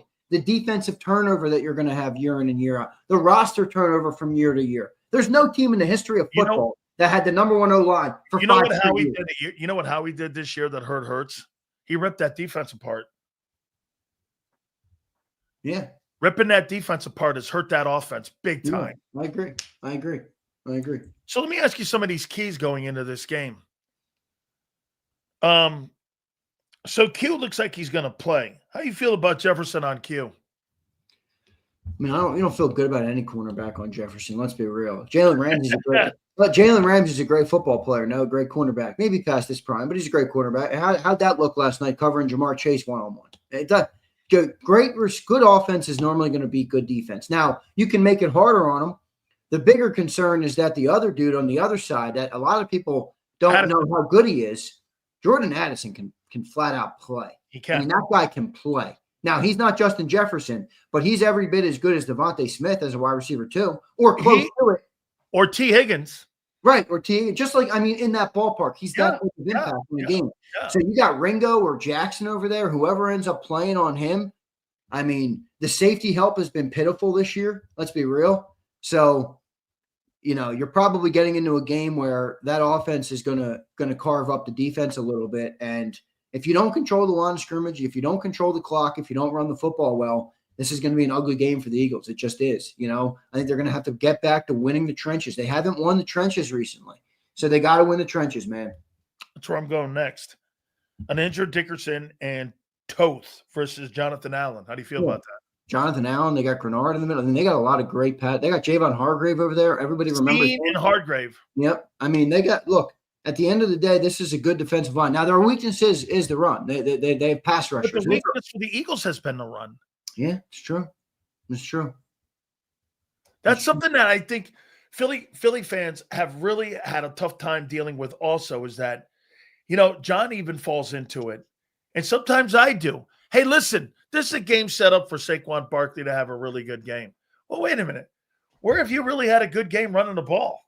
You're under. Yeah, do you think it's going to stay there? Like, really? Do you think Saquon's going to keep this pace for the whole year? If he does, seriously, this season is cooked. I think it's got a lot to do with the health of the guys in front of him. I agree. Because you know why? This looks like the New York Giants line right now, barring the 2 tackles that you have. Hell, that Giants line looked better than this O-line last week. That Giants line was looking good. Although Jackson Dart was, he was skating all over the place out there. Who thought it would take 1 year to replace Saquon Barkley in New York? What do you make of this one? A.J. Brown versus Rodgers in this game. I mean, I like A.J. Brown there. Just like I just gave Jefferson the advantage of the Q. Well, add Jalen into that. Well, right. That's a big part of it. Jalen hasn't really given as many opportunities for A.J. Brown this year to win the battles. And I don't understand why they don't. Like, can you just imagine one game of A.J. Brown getting the ball like Jefferson or like Jamar? 200 yards. I mean, dude, that was like crazy to watch. It was like clockwork. I mean, they didn't even care. I mean, that's what I mean. Like, there's a lot of people who blame predictability. And it's like, okay, we're predictable, but this is showing you that they were unstoppable predictability. They were the most predictable offense I've ever seen last night. I literally was watching the Amazon, the Prime Vision, the big view. Every time I'm looking where Jamar is, I'm like, oh, they're going to go to him there. They're going to go to him. Watching it over and over again. It doesn't matter. They got the ball to him because he's a great player, and players overcome plays. That's how it works in the NFL. If you don't have the players to overcome the plays, then we got to have a different conversation, right? We don't have the players that are as elite as we think they are. And I think that's where we are right now. But You know, they got to evolve this offense a little bit, dude. They really do. I mean, we can't keep playing this way. They can't evolve it, though. I know that. I understand that. But what am I supposed to do? Just sit in? No. You know? The only way you're going to It's honestly bothering me. Like, it really is. Like, I'm like pretty angry about it. You know why? Because you know the answer. Do I? Yeah, you do. You don't want to come to grips with it yet. Yeah, I guess you're right. And here, I'm going to lead you here. How do you feel about Kevin Patullo, Jalen Hurts versus Brian Flores? How do you feel about it? Brian Flores, one of the best DCs in the game. Number 5 in the NFL, too. You got Nick Sirianni's frat buddy versus one of the best defensive coordinators in football. Yeah, I'm taking Brian Flores in that advantage. Okay, well, then let's ask one of the toughest questions that we can ask you. Going into this game on Sunday, who's got the most pressure, Nick, Hurts, or Kevin Patullo? Hurts. I think for the first time, it's truly Hurts. I never thought I'd say that. And there's still a collection. Guys, respond in here too. I want to hear you. There's still a collection of fans who do not want to come to grips with what they're watching with their own eyes. You know, they want to be deceived, and whatever out they use, it's Patullo, it's Sirianni, it's whatever it is. Right now, the onus is on the quarterback, and I've never seen this much conversation about the quarterback as there has been this week. All right, there's people all over the place saying, maybe Jalen's not as good as we thought. Maybe Jalen does struggle at this. Maybe Jalen does have deficiencies. So if you're not able to correct that narrative this week and you can't throw the ball versus this team, or you can't get going, especially, by the way, it's heightened after that Thursday night game where you watched Jamar Chase get 16 catches. You know, by the way, he had like 3 drops last night too. He could have had 20 catches in that game. So I'm just saying, man, I mean, I think the pressure's on Hurts right now. I really do. And look, everybody who in the chat is mad at us right now because they love Jalen Hurts. You should love that. You should be happy with that. Because if Jalen Hurts is elite, like we say he is, that's no problem. Put the pressure on me. I'll handle it. If he's not elite and he falls flat, then maybe you got to have a come to Jesus conversation about it. It's a good thing. If you love Jalen Hurts, good. You should want the pressure on him. I think the pressure's on Jalen Hurts. Wasn't there a crossroad in Carson Wentz's time in Philly? There was a crossroad, right? And then all of a sudden, you guys are doing what you're doing right now. You came to the realization, maybe this guy isn't the guy. Didn't you have the same kind of? Not the guy. Well, it depends. He needs a perfect team around him. Okay. He had a perfect team around him in Alabama. That narrative has changed now because people really didn't believe that because last year, you know what the line was? The line last year was we had an elite run game. Well, guess what?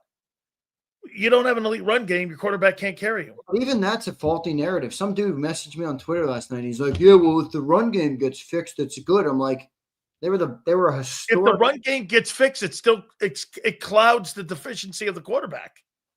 Yeah, but if the run game was as good as it gets in the history of football last year, yeah, right, you still couldn't pass the ball. Why do people assume that the offense would just pass the ball better if Saquon got going?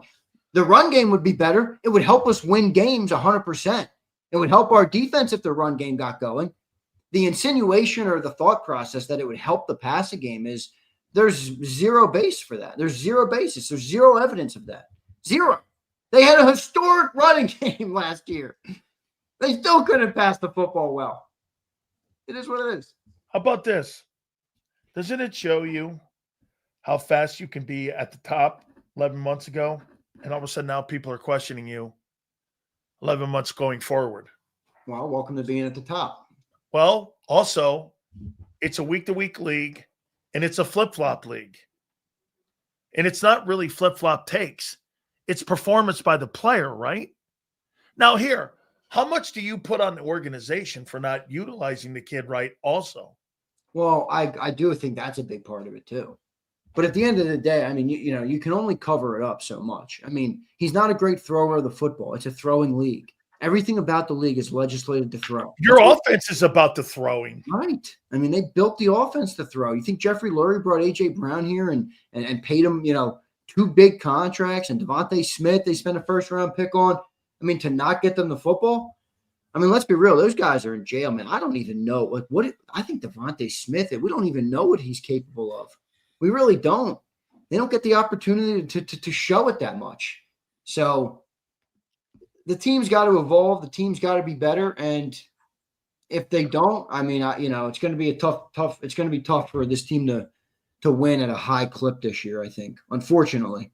What do you make of Nick's accountability in this? How do you think Nick's done? Quinyon Mitchell's a full go, so he's good.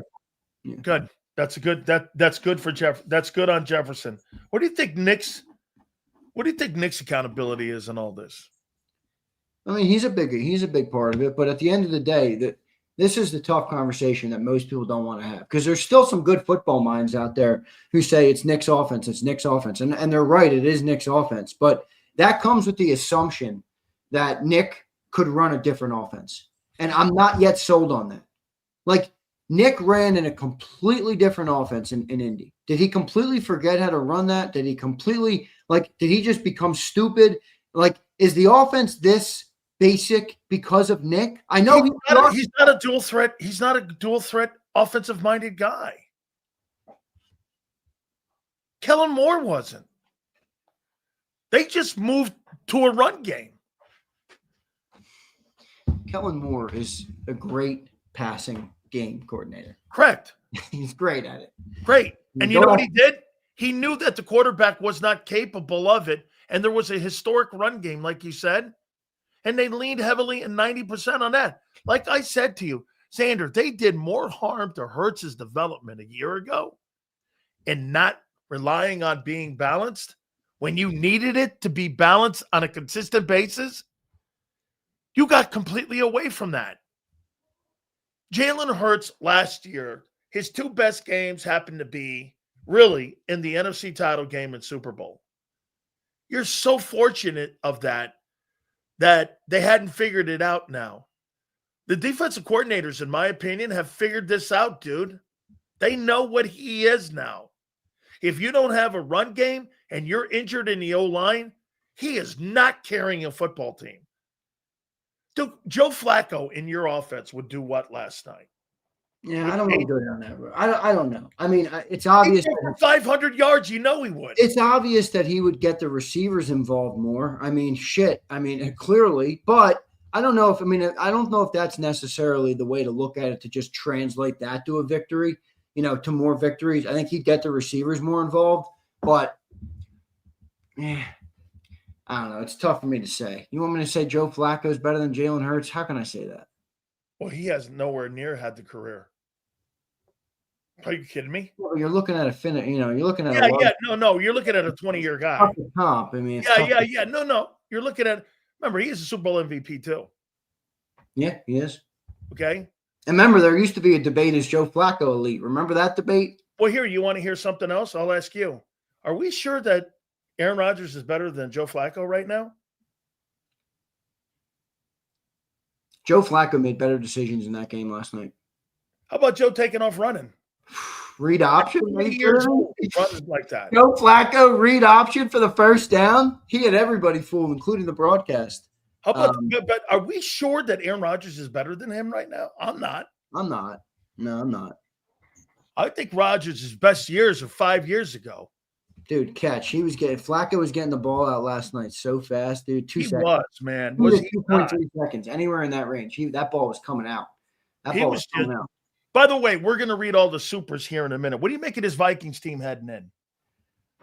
Solid team, but I think we've talked them up a little too much. I mean, they're an okay team. They're not graded out that high. They're not ranked all that high. I mean, they're a good defense, but that's more to do with Brian Flores, I think, than the players that they have.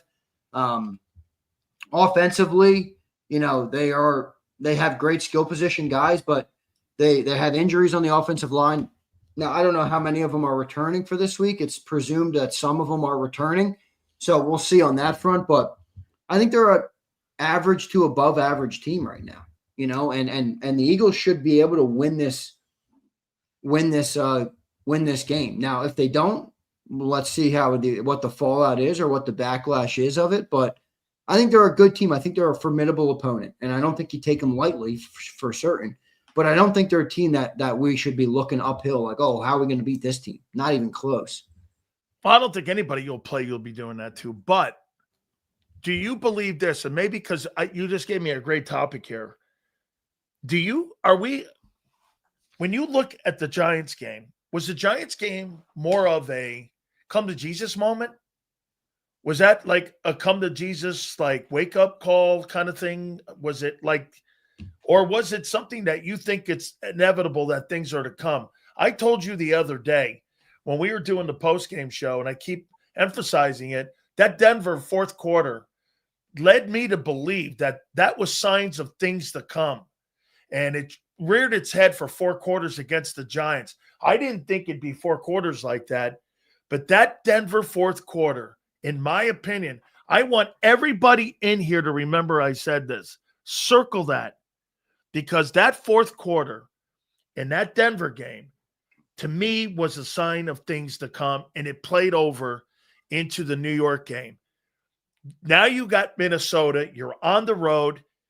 I'll ask you this again. Do you think that was a wake-up call, or do you think that this is still signs of things to come with this football team? It's still signs of things to come. This team can still right their ship. This team can still control the narrative for the remainder of the season. It doesn't have to spiral out. It doesn't. All right. I've been pretty doom and gloom all week. And by the way, I want to tell you something. All right. I know you're going to have people in this chat and people on Twitter who say you're crazy for the way we're talking about the Eagles team right now. This is how the majority of the city feels right now. I promise you that. We had an event at Screwballs last night. You know we do the Thursday night Screwball. Yep. We've had people who've been going there for 5 years with us. We have one guy, Big Eagles Al. He's never picked against the Eagles in his life. He has different Eagle jersey on every single week. All right? He came in last night and said, this team is bad. This team's going to lose this week. For the first time in 5 years, Eagle Al picked against the Eagles. And I'm not saying he's a perfect synopsis. I'm just saying everybody at the bar last night, where it's always Eagles, sunshine, and rainbows, was down on the Eagles. And it was a packed bar. Packed bar. I'm just saying, the city is on edge about the team right now. They are. And we'll see if they can right the ship and get back on track, or if they can't. Injury report just came out. Grant Calcaterra. Yeah, so is questionable. How about Jalen Carter and Dickerson questionable? They've been listed as questionable. Q's not listed as questionable for this game, I don't believe. No, he's not. No, Q's going to be in. Carter's listed as questionable. So is Landon. What do you make of that? I mean, it's expected with Landon. I didn't think he'd be ready to go. Not great, that's for sure. You want to get the running game going, and you don't have Landon Dickerson? By the way, Cam Jurgens is an even bigger problem in there. Hey, dude, Landon, for me, I'm like, dude, I get it. I mean, you had 2 surgeries in the offseason. You're struggling right now. You didn't get enough time to rehab and all that. I'm cool with him. I get it. He's just struggling because of injuries. This guy, Cam Jurgens, is struggling because of, I don't know, man. Maybe that back injury is just not. He's getting tossed around, bro. Dude, they should be making NFL films on this team in 10 years. That's how good they have the capabilities of being. They really do. I know people are like, "Oh, it's the NFL. You're never as good as you think." Dude, this roster is crazy, man. This roster should be A.J. Brown should be getting 1,600 plus yards a year every year. He should be getting 110 plus catches a year. Literally. They barely even throw him the football. And I got all these nerds in my mentions on Twitter. Oh my God, you're so wrong. He's been an all-pro. I'm like, yeah, all right. So you think A.J. Brown likes this offense? Seriously. You think A.J. Brown likes this fucking offense? No way. He's in hell. He's in jail in this offense. They don't even look his way. For all the people saying, "Oh, he doesn't look like he's running his routes through," I'm like, bro, if you ran routes for 4 years and you knew the ball wasn't going to be there, you'd probably take up a little bit too. It's called human nature. Jamar Chase runs those routes hard because 23 times last night when he got to the out, or he came out of his break, the ball was coming. A.J. Brown's getting 4 targets, 6 targets. Brian says, fuck what AJ likes. Dude, that's a shitty way to do it. Brian, in the game of football in the NFL, you win with your best players. That's how you win, with your best players. You're telling me we can't use our best players? That'd be like saying, fuck what Michael Irvin thinks. Michael Irvin got the football. Come on, man. Hey, dude, Elizabeth just asked a question. I'm going to use it. Go ahead.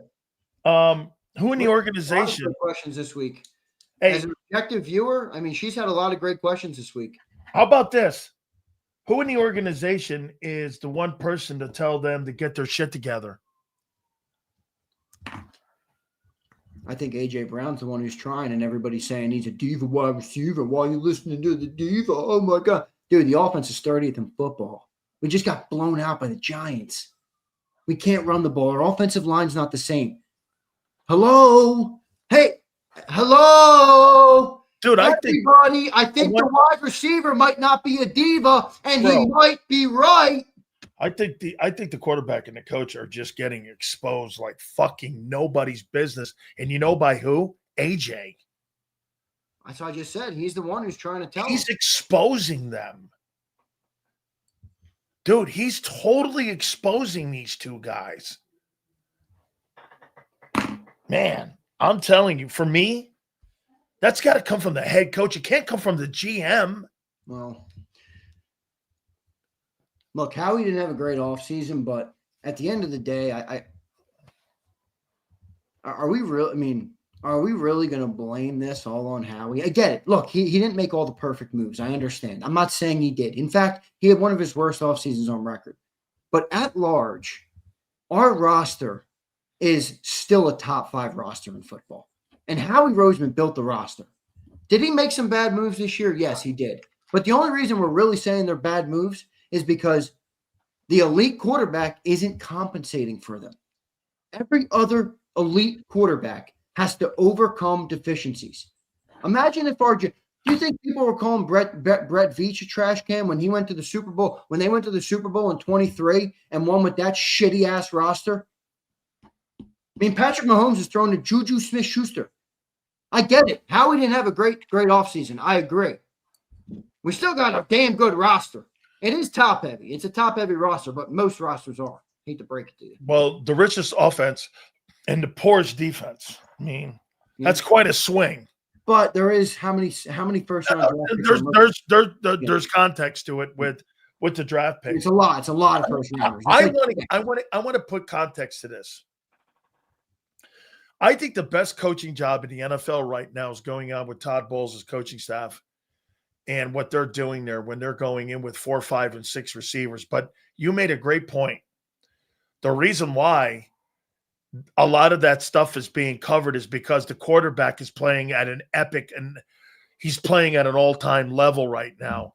I mean, he's just carrying a fucking football team of trash cans to victory, and they're just coaching. That guy, Josh Grizzard, is fucking coaching his ass off. Yes, he is. Bro, that guy's going to be a head football coach. You have no Godwin. You have no Evans. You have no Bucky Irvin. You have 3 guys in the offensive line out, and you're going and winning ball games, and you got Detroit, and you're heading up to Detroit. Dude, I don't believe they're going to win that game, but God, I don't know. Baker Mayfield may end up winning that ball game. They are doing such a great job at coaching. How do you think this coaching staff is doing with this team this year? Terrible. Offensively. But there's also another way to look at it. I saw a lot of receivers running open versus the New York Giants. So, I mean, if you're judging an offensive coordinator and your barometer for judgment is the success of the offense, then you have to also look at the execution of the offense. If it's not being executed the way it's supposed to be executed, it's hard to go and criticize over the top of coaches. Now, I don't think the coaches have been great. I don't think they put Jalen in the best positions. I don't think they have added a whole lot. But that, again, now you're back to the chicken and the egg conversation. Why are they running this offense? Is it because the coordinator is inept and sucks and the coach sucks? Or is it because the quarterback is struggling right now to execute without a good running game? I mean, it's not Kevin Petula's fault that the offensive line is struggling to block. It's not. Okay. Well, let me say this to you about Howie, because I want to go back to what you said. That this is not all on Howie. Bro, if you're not replacing people and you're just putting dudes in there, you're sabotaging yourselves, aren't you? Yeah, I mean, you're reading your headlines or something, or you're not. Don't at some point, isn't that like one of the things where being a GM, like sometimes you have to rip the Band-Aid off. Like, Here's you know what I mean? here's the analogy I made yesterday. Howie decided to take some water on the boat. Okay? The question is going to be this year in 25, does the water sink the boat?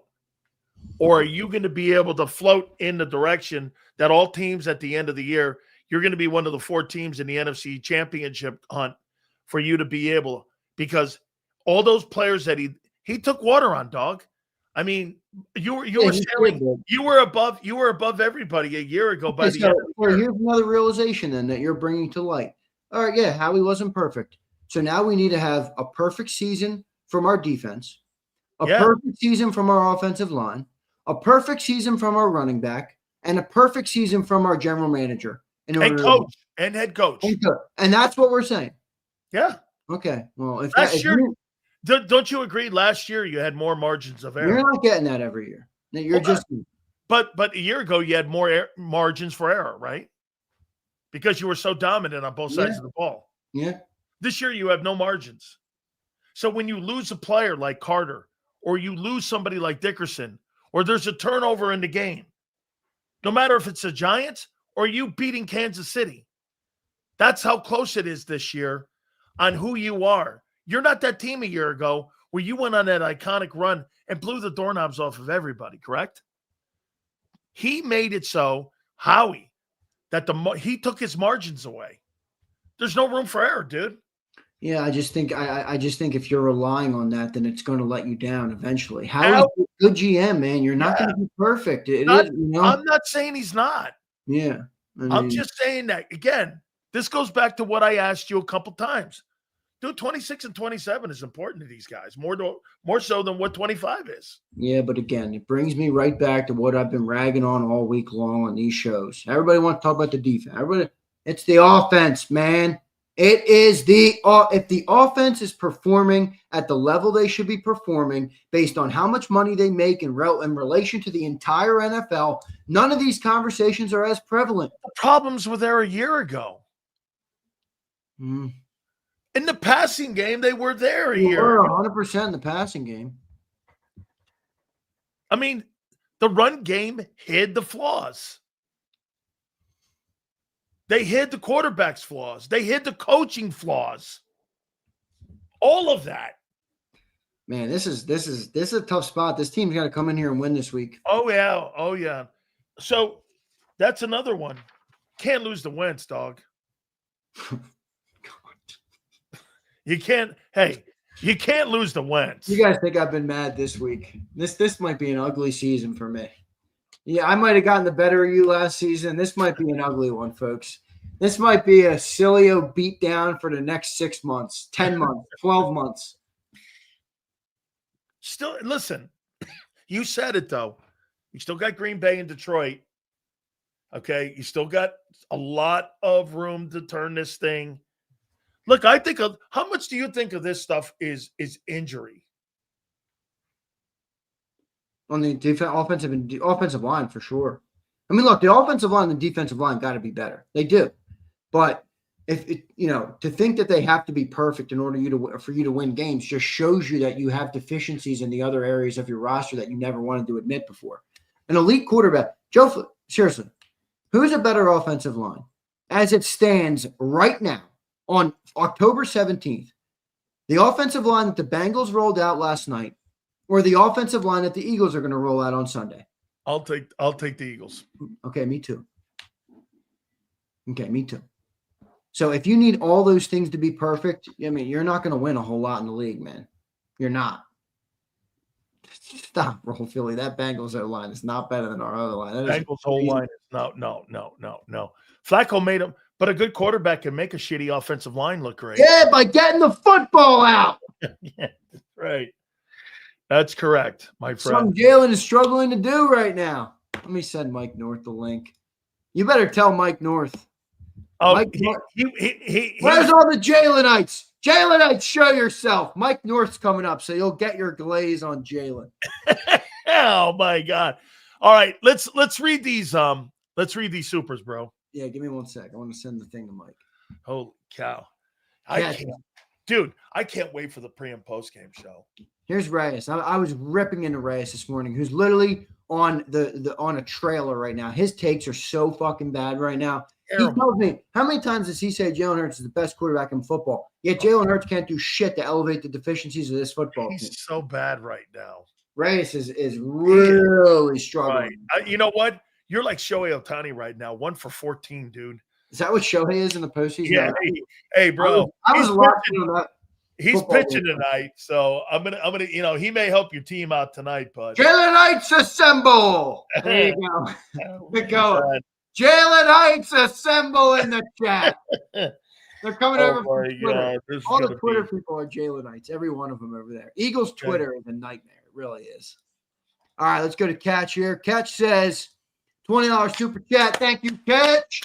Hurts needs to delete that phone wallpaper from the Super Bowl loss. Put the damn Super Bowl ring on his finger and get his head right. That's right, man. You're the reigning MVP of the Super Bowl, Junior. Act like it. Yeah, well, he's gonna have to do more than just that. All right, he's gonna have to do more than just put the ring on his finger. He needs to play better. He needs to execute the offense better. He needs to get the ball out of his hands. He needs to beat zone defenses by putting the ball in the tight windows. He needs to stop being afraid to throw the football. You see Aaron Rodgers last night. He has 2 interceptions in the first half. You know, that's another thing with these young quarterbacks. They're all afraid to throw interceptions. Dude, throw the rock.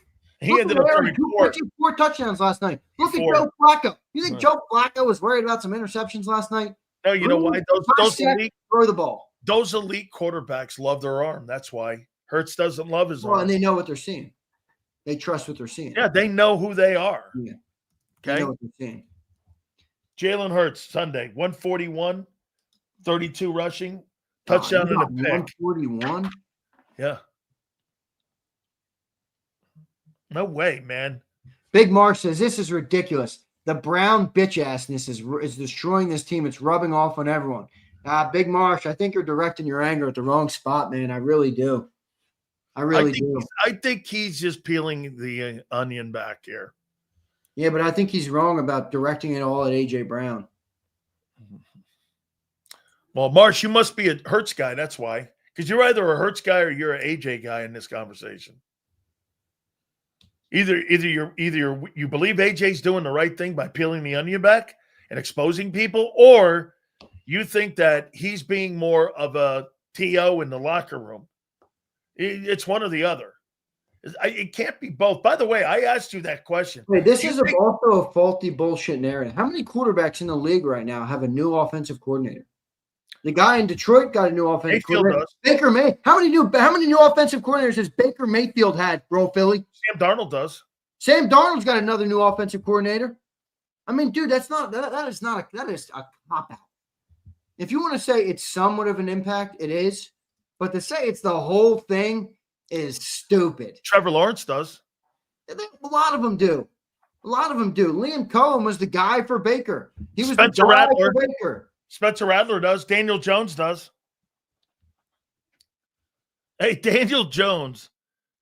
Shane Steichen and Daniel Jones right now. I don't. Who would you rather have? Daniel Jones as your quarterback or Jalen Hurts? Right now, Daniel Jones. Full body of work to me, Jalen. Oh my God. Look at you, man. I can't flake. Like, come on, man. I gotta rock with Hurts a little bit. I mean, I can't. Hey, listen, he just caught himself with a stupid take. He went like he goes, I go, Daniel Jones or Hurts. He goes, give me Daniel Jones. And then who the fuck would you take? I'm gonna still take Jalen too. You know why? He's won bigger games.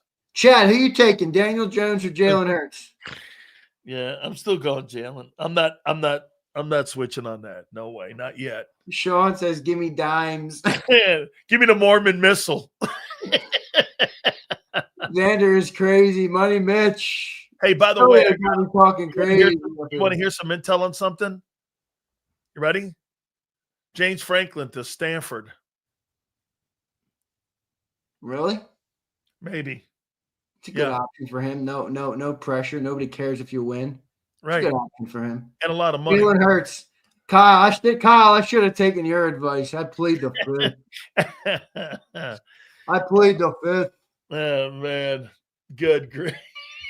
Yeah, Xander caught himself. He went. I'll rescind that. All right. I'll rescind that. He did. You see him catch himself. He goes, hang on. Khaled said this offense is like watching paint dry. You can say that again. Oh, Richard Butt says it's Hurts. It's on him the rest of the way. He's got to elevate the team. Khaled says if he needs a perfect team around him, then he needs to take a pay cut because we can't sustain this forever. Nobody's taking a pay cut. Now, here, ready for this next take? This is a good question. Khaled says, you think the O-line would be healthier if we had a passing quarterback? I think you'd go ahead and say yes. I think you'd be healthier if you didn't have Saquon Barkley. I don't know, man. He holds the ball. Well, Saquon Barkley wore this team out. Mekhi Becton's hurt too. Dude, they ran that. Yeah, they ran that whole line into the ground. I know, but part of it was because of also, I mean, if that running game throw, right. I mean, that's part of it. It is. That's part of it. Oh, how about this? The reason, yes, because they couldn't be balanced a year ago. Okay, yeah. Christopher says our $250 million offense and $50 million quarterback is ranked almost at the bottom. And this isn't all in the coaching either. Hurts is limited and too inconsistent. Too many people scared of the truth. Vikings win 28-17. Christopher Michael. Oh! Man, I can't believe all the shit that I said is coming true about this kid. 4 years I've been doing we got to let it lay a little bit. Listen, 4 years I've been doing this, and 5 years I've been doing this. I didn't think it'd come this quick, but here it is. Realization. This guy's limited. Tell you since 2021 he's limited. You have to have a great team. Boy, have you taken some shit for it. Boy, I'll say. I mean, and now you've got everyone in Philly questioning it, going, is this guy really that good? And I said it since day one. Listen, I do think he's a good player in the right form, in the right how you use him. But for whatever reason, but for whatever reason, the Eagles just fight themselves on getting him the right coaching. Yeah, but this is. I mean, again, this is also part of this new age thing of like apparently people just like don't want quarterbacks to be a good thrower. Like when you say Jalen is limited. Okay, expand on that. What do you mean? Can't pass from the pocket very well at a okay. consistent basis. I want my quarterback to be able to pass the ball, just like I want my running back to be able to run the ball. Okay. Pass blocking is an add-on. I want my receivers. Your Monday morning quarterback. I want my offensive lineman to be able to block. Your Monday morning quarterbacking now. You paid the guy. Wait, I'm gonna tell you how you are. You paid the fucker. You got to play him now, and you got to build a team around him now, bro. I mean, this ain't college, Xander, where I can go over to Tuscaloosa and get the kid from the local high school who's a 5-star kid and have 10 of those guys on my bench. I don't have that in the NFL. I mean, dude, you cannot. Oh, Billy, this is a ridiculous comment. I would rather my quarterback not pass well and be able to create with his legs. What the fuck is he, a running back? Who's that quarterback? Billy, come on! Who's that guy from Army again? Bryson Daly? Are you kidding me? Nobody in their right mind says that, including all the best football minds. That is a ridiculous comment. Hey, so Ro, ridiculous comment. You want to have that Army quarterback, right? You want to have that dual threat, triple option guy. I said nobody ever. I want my quarterback to be better with his legs than his arm. What? God. He's a quarterback. Dude, you know what? I'm going to say something here. I hope to God that Jalen has a great game and he puts some of the shit to rest. But I don't think anybody's wrong on what they've said about him. I really don't. But I hope that he overcomes it. Do I think he will? No. Look at Senor. Senor, I like how Senor's been coming. Oh, Senor has been on his bro. M. Reyes he's like more negative. He's like, you need to go harder, Xander. Still waiting for what Xander used to say. Jalen Hurts can pass. He just hasn't needed to use his arm. Look at that. Senorito holding my feet to the fire. Look at Senor, man. He's Big Marsh. Nah, I disagree, Xander. Football is a team game, and AJ's not a team player. Well, they don't use him. Why is he here then? Big Marsh. Hey, Big Marsh. There's no reason to keep him in Philly. They're not using him. They don't allow his skill set to thrive. They don't give him an opportunity to make catches. They don't give him an opportunity to make an impact on the football game. Then trade him. What the hell you got the guy for? Why do you have a $32 million receiver to throw him 4 passes a game? When your offense can't run, your O-line's struggling to block, and you can't move the football. Let me tell you what, man. Mike North has been a Jalen Hurts. He's a Jalen Hurtsite. Oh, the Jalen Hurts are going to be excited because wait. This show has not been a Jalen Hurts this week. My take has always been he's limited as a passer. He's limited in the pocket. He has to have a great team around him. He's not going to carry a football team. And they've hired – you tell me this. If you know all these things, why do you hire a coordinator that's never called a play? And you know this. Why would you do that? Well, because they hired it. Wait, here's a pushback. They hired it. They hired a coordinator last year who had all these great complex offensive schemes and motion and routes and this and that. And they put him into a box of the dumbest down offense you can get. What's the point of going and getting a complex offensive coordinator if they don't even run a complex offense? Dude, I've been pretty confident. I've been pretty consistent since 21 on what he's saying. You say that like they wouldn't put whoever they hired back into this box. Well, because I want somebody that's in the world of Shane Steichen on what he's doing with Daniel Jones. And what Hurts got out of him. Look at Jalen Hurts' best time as an Eagle quarterback was in 22 with Shane. Why can't you hire people in that same context to help evolve the offense? The guy had 1,500 yards passing. Look, Rich says, keep that same energy, Xander. Xander Sills is brainwashing you. Don't take the bait. Go, Middlesbrough. We're the 30th offense in pro football. 30th. We got to be better. Wait, I got to show you something. Well, we got to get through some supers because Mike's ready to go. So let me get through some supers here.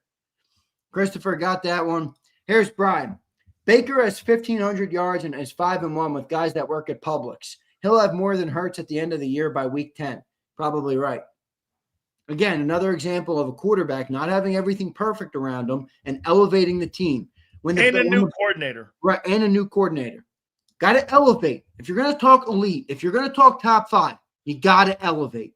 Robert says, how we trading CJ away was a mistake. Dude was a leader and gave the defense balls. Yeah, and this defense is lacking balls, Robert. I mean, Jackson Carter running by them dudes. Aziza Uzalara is playing edge for you in this game. Here's Abe. Doug said Jalen was drafted to be a backup. Carson started to fall off. Howie knew Jalen had flaws and had to bubble wrap him and held him up till now. Well, Abe, Jalen went to the playoffs his first year starting, and Howie Roseman was the top bidder for Deshaun Watson and Russell Wilson that offseason. That's true. Eagles fans like to forget that context. That's Howie Roseman was ready to ship Jalen out after his first year.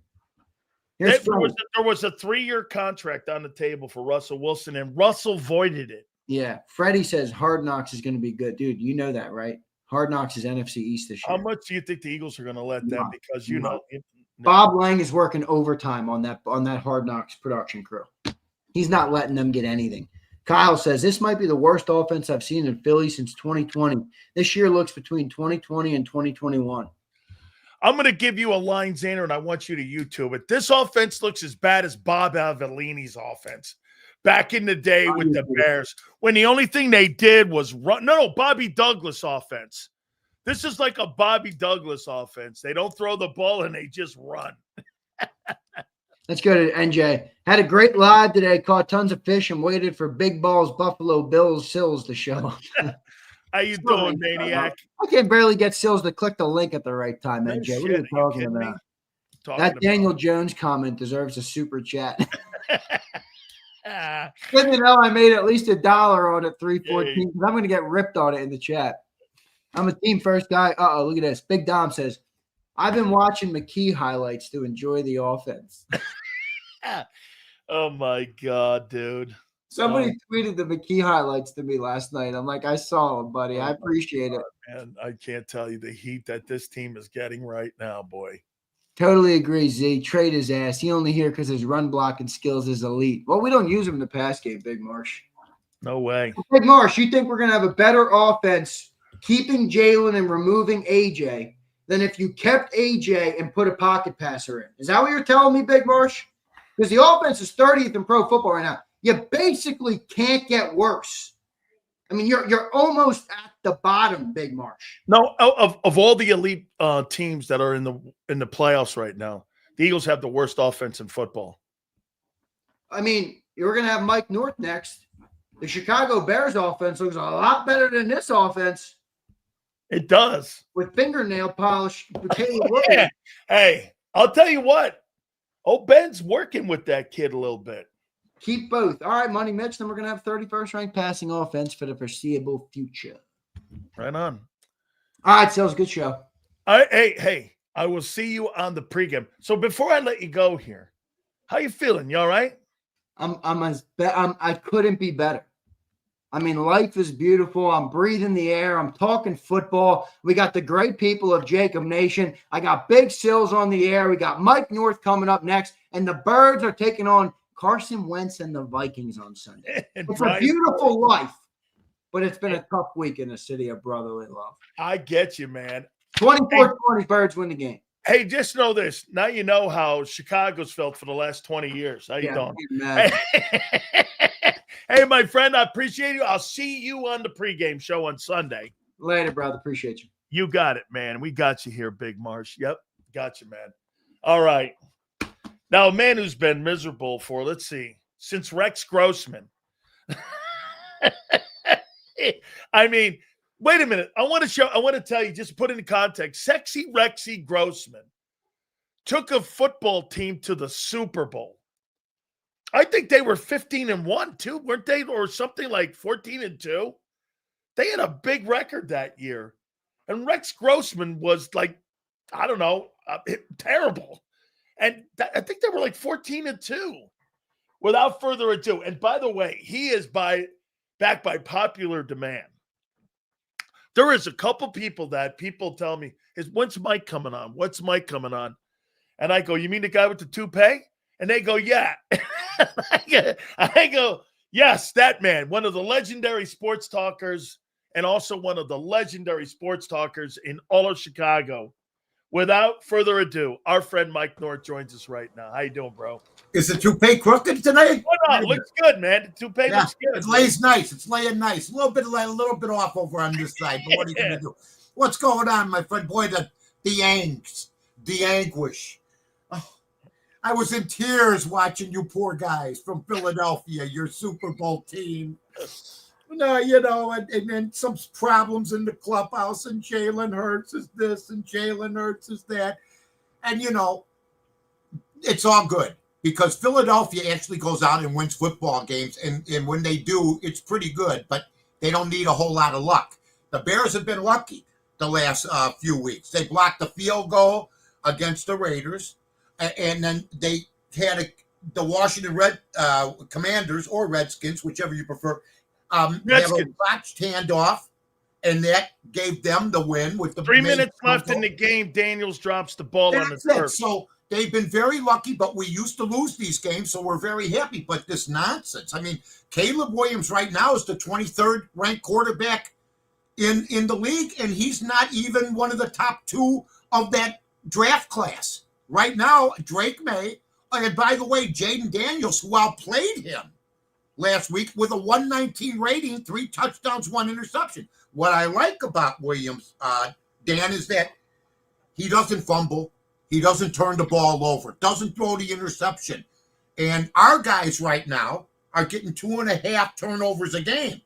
We're getting like almost 3 turnovers a game. So this week's going to be a tricky game for them because we're living off of a blocked field goal. We're living off of a botched handoff.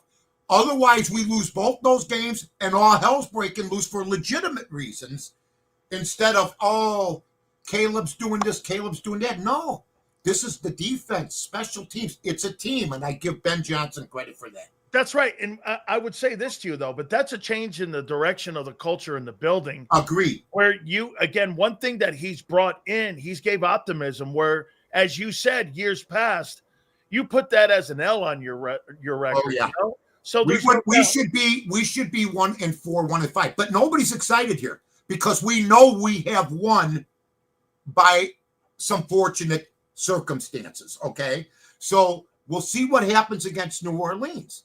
New Orleans has been in almost every game except one this year. They gave the Patriots a tussle last week, 25-19. I have no notes, by the way. I just go off the top of I'm just saying. All right, now. And so we'll see what happens. But Spencer Rattler and Caleb Williams do not like each other. They were both at Oklahoma. Williams came in and took his job, okay? And they're at best cordial from a distance, from what I understand. Oh, that's great. It's going to be like a chip on your shoulder game, which sometimes hurts people. For me, it was always good. You know, if somebody said you can't do something and I knew who said it, I'd be twice as good in my opinion. I'd at least try to be. So it's a chip on your shoulder game, and it's going to be interesting. What's your take on all the boy? I mean, right now there is no doubt there's conversation in Philadelphia by people you would never believe that have been Jalen Hurts fans. I'm a big fan. They're talking. And now when there's no run game, he does get exposed, Mike. I mean, he's not very good in the pocket. Now nobody would.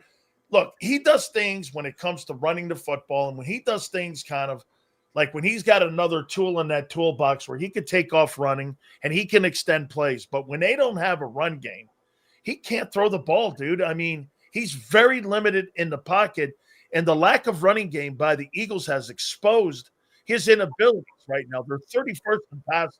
You tell me. I agree. Is this all legitimate conversation about Hurts? Of course, it's legitimate, but then you look at his resume, and his resume says, "I'm successful." I mean, I can't believe. What are we going to do if I heard, you know, the show is great. I've been listening for about a half an hour, but if I heard this, all the talk here, I think the Eagles were 1-5.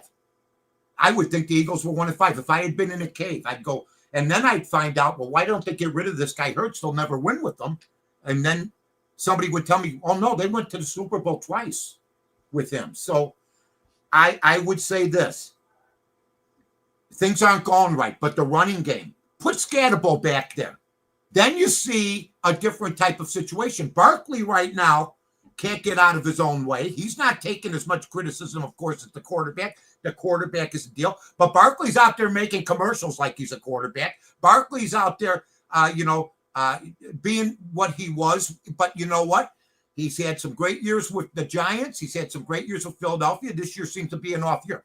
But my argument is, like, if Caleb Williams had a guy like Scatterbo, and I know we saw this guy Swift last week. He ran like Walter Payton, believe me.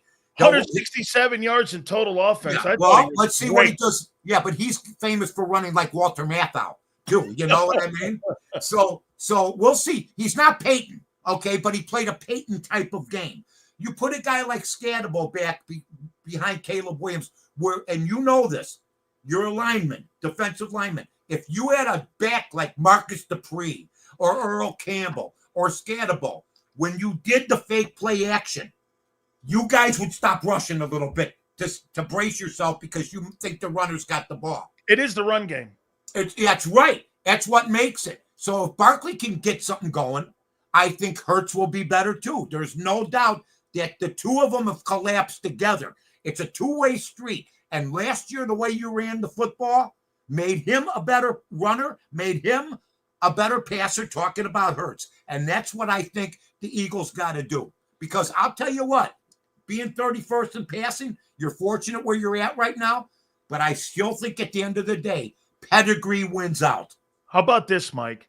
So you think this Giant game I wrote it down here. I said, so the Giant game is more of a wake-up call, in your opinion, you think, for this team with some of the deficiencies, more than really what it's going to be things to come. Absolutely. I think that you guys, look, before I even came on this show, people in Philadelphia the last 2-3 years, and I got good friends in Philadelphia, from Tony Bruno to a Philly Godfather to all these guys.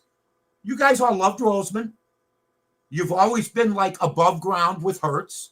Barkley was America's hero. You can't turn the channel without seeing a commercial. Everybody's living off the land. But we haven't addressed the fly in the ointment, A.J. Brown. Okay?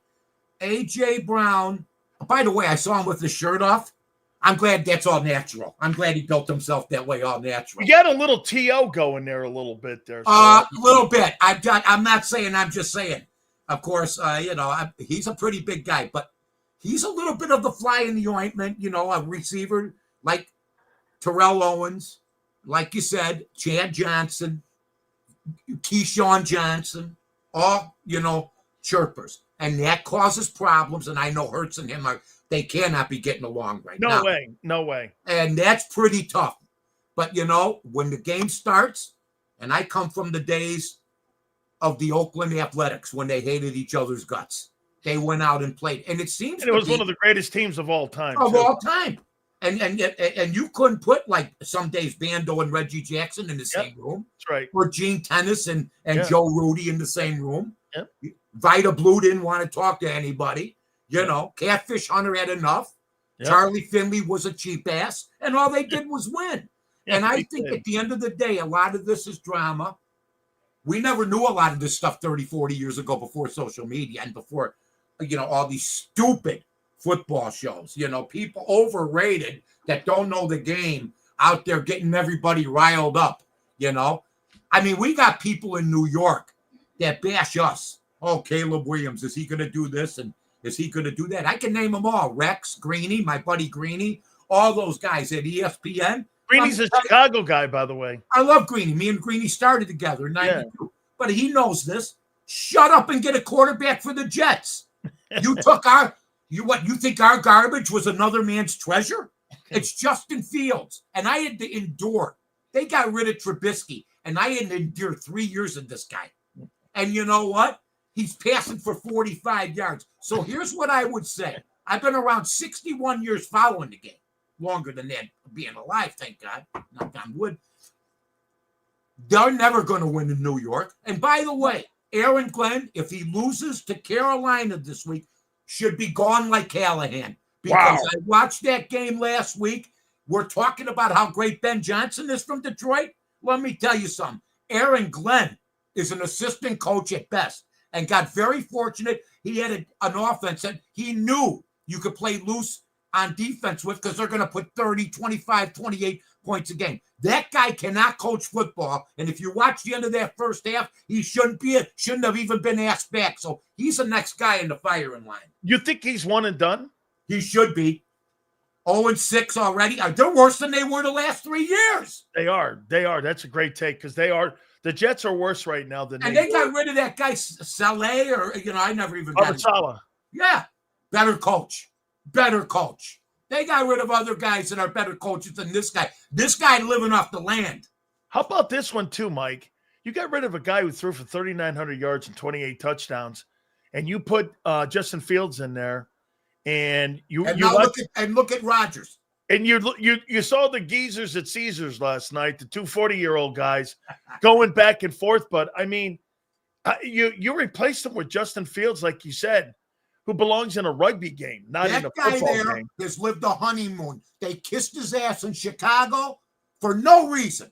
They're kissing his ass out there. I mean, I keep hearing I don't hear anything out of the New York people about the problems of the Giants and the Jets over the past decades without a quarterback. It's time for them to take care of their own backyard. We'll take care of ourselves. At least we got some semblance of a winning ball club right now. Are you sold on Ben Johnson yet? No, not yet. But he's. I'll tell you this: they're making things happen. They don't give up. I think he's got, like you said, a change of the culture. I'm telling you right now, they're 3-2. But let's see where they are. They got their schedule's not bad. We're going to be on every week. Okay, we're in heavy negotiations right now, but there's something I'm going to be on with you every week, and I'm telling you, we'll see where they are in 5 weeks. Okay, all right. I want to take you around a couple of games this weekend. Absolutely, right? I'm going to give some picks out today because I'm one of the north to north NORTH number 2 NORTH folks. I give out winners. Although last night, why you kick a field goal down 17, Tulsa? Why? Because Mike North was minus 16.5. That's why. And you lost by 14. All right, Mike, how about this one here? The Rams versus the Jags. First of all, I hate that game. It's called, we're going to shove football down your throat in other parts of the nation. Okay? And we're going to make money from the tourists. But I hate that morning game, but I did have the Jets. It's in London. Yes, it's in London. They won. I mean, but yeah, it was the one. Look, that's what we're showing off. Really, that's what we're showing off. My God. And so I'll tell you what. I'm not a fan of Lawrence. I watched him last week. Trevor Lawrence. Yeah, I'm just not a fan. I don't think. I mean, he's doing better, but he's going up against a kid named Matthew Stafford, and I would lean the Rams right now. All right. Vikings. See how fast that is? That's all you need. Then we move on. That's right. Vikings and Eagles. Vikings. You still wear that Miami thing like you play for the team. Yeah. You always will. This will be on my tombstone. Absolutely. Vikings and Eagles in Minneapolis. What do you like? Now, here. Next week when I come on, if they lose to the Vikings, then I'm going to be basically the guy with one arm and the fugitive running from David Jansen. So here's what I talk about. Chip on the shoulder. Many athletes have it, many don't. The ones that have it can either handle it or they can't. Most of them seem to be able to handle it. We're going to see if Carson Wentz has a chip on his shoulder because they're only 1.5 point underdogs. Okay. Minnesota doesn't even have their starter starting. Now, if you would have told me before the season, without me looking, what are the odds going to be in the Philadelphia-Minnesota game? I would have said on the road, in the dome, Minnesota might be good this year. 4. I'm looking it's minus 1.5 Philadelphia. I can't believe that. I just looked at it. I'm telling you. 1.5 right now. I'm just telling you. I'm not saying. I'm just saying that Minnesota with Wentz is coming in pissed off because Foles has got a statue and this guy Hurts has got a Super Bowl and Wentz was the guy. So I would lean Minnesota. I took Minnesota because I think Philadelphia's got internal problems that nobody's talking about right now. Listen, I'm with you on this. Listen what I took. I took 27-24. I got Vikings in this game. There's a lot of people. I'll tell you, the money right now folks, this is information you're not getting anywhere else. Okay, you could be watching TV all day long, all night long, like Lionel Richie. This is the information you get. Okay, all night long. Right now, Philly's getting a little bit more money, but Minnesota's getting some too. But the wise guys like Philadelphia right now with the -1, and it could happen that way. But I think there's some issues going on that they're keeping pretty good under the rug at Philadelphia right now. And Wentz is a pissed off former Eagle. Wow. Okay. Well, wouldn't you be? No. I completely. And also Isaiah Rodgers, who was shipped out of town, they didn't give him a chance to get an offer on the table and all that. There's so many great sidebars here. Yep. The stadium that has one of the best hot dogs on the planet, Soldier Field, Bears and Saints, 4.5. The Bears are giving the Saints. What do you got here? If the Bears don't get a turnover, like they've been getting 3 a game. And by the way, Dennis Allen has had as impressive a job as Ben Johnson defensively. You're getting almost 3 turnovers a game. If the Bears get that, look out. If they don't, I think New Orleans has a chance to cover the 4.5. The 4.5. The Bears could win by 3. The Bears can, and New Orleans has been in every game. Let me caution everybody, though. The Bears have covered the last 2 games. Nobody saw that coming. Colts, are you buying them? They're at the Chargers in SoFi Stadium, not SoFi, but SoFi Stadium in LA. And by the way, here's another one of those freaky little numbers. So a 5-1 team, and the Chargers are giving them 1.5. How's that for you? Do you take that means, well, first of all, Joe Alt may be back, and that's a big man. People that think that, the Chicago Bears, one of the greatest players who ever played for him, will never get any credit, Jimbo Covert. Okay? Oh, yeah. Love Jimbo. Nobody got by him. Lawrence Taylor never had a sack against him. They played against each other 4 times. Taylor ran from the right side. That was in the scheme. They had to move him after the 3rd game. He couldn't get past Jimbo. Jimbo, they led the league in rushing every year. Joe Alt's back. He's huge. They got a couple other guys coming back also. Right now, Indy don't have a shot. It's going to be like, hey, so long, not SoFi, so long, because the Chargers win this game. And believe me when I tell you this, at the beginning of the year, we would have had Indianapolis getting 7 or 8. So this is a compliment. Yeah. And Indianapolis is right there going on the road. But you know what? It's the NFL. The Bengals beat the Steelers. So, things happen. Mike, is Chicago, is the McCaskies really are they gonna move the Bears? They are moving. They're moving, but they have How do you feel about that? Why, look, good for you. I mean, if you want to move to the suburbs, because a lot of the Bear fans live out in the northwest suburbs now, although there is a big city presence. Chicago's still a great city. And but they can't work out a deal with the city. Our mayor's got a 6% favorable rating. He's a dunce. Arlington Park's perfect for them. It's going to be beautiful. And but they've hit another snag. Kevin Warren is a waste of time. He was named president of the Bears 3-4 years ago. He was supposed to get this. He ran the Big Ten. Yeah. He screwed that up too. He get COVID, all that nonsense. He couldn't get it right. He's like that guy in the movie Life with Eddie Murphy, the kid that goes and ends up being in the prison, but he can't get right. I don't know if you know the movie, but Kevin Warren can't get right.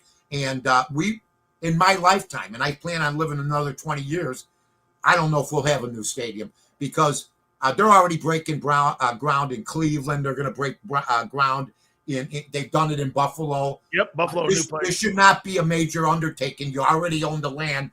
Break ground and see, but they can't. They're worried about taxes. You're worth $8 billion. Shut up. Take it. You're going to make it all back. I mean, it's so insane to be worth that kind of money and penny pinching. It's just an abuse.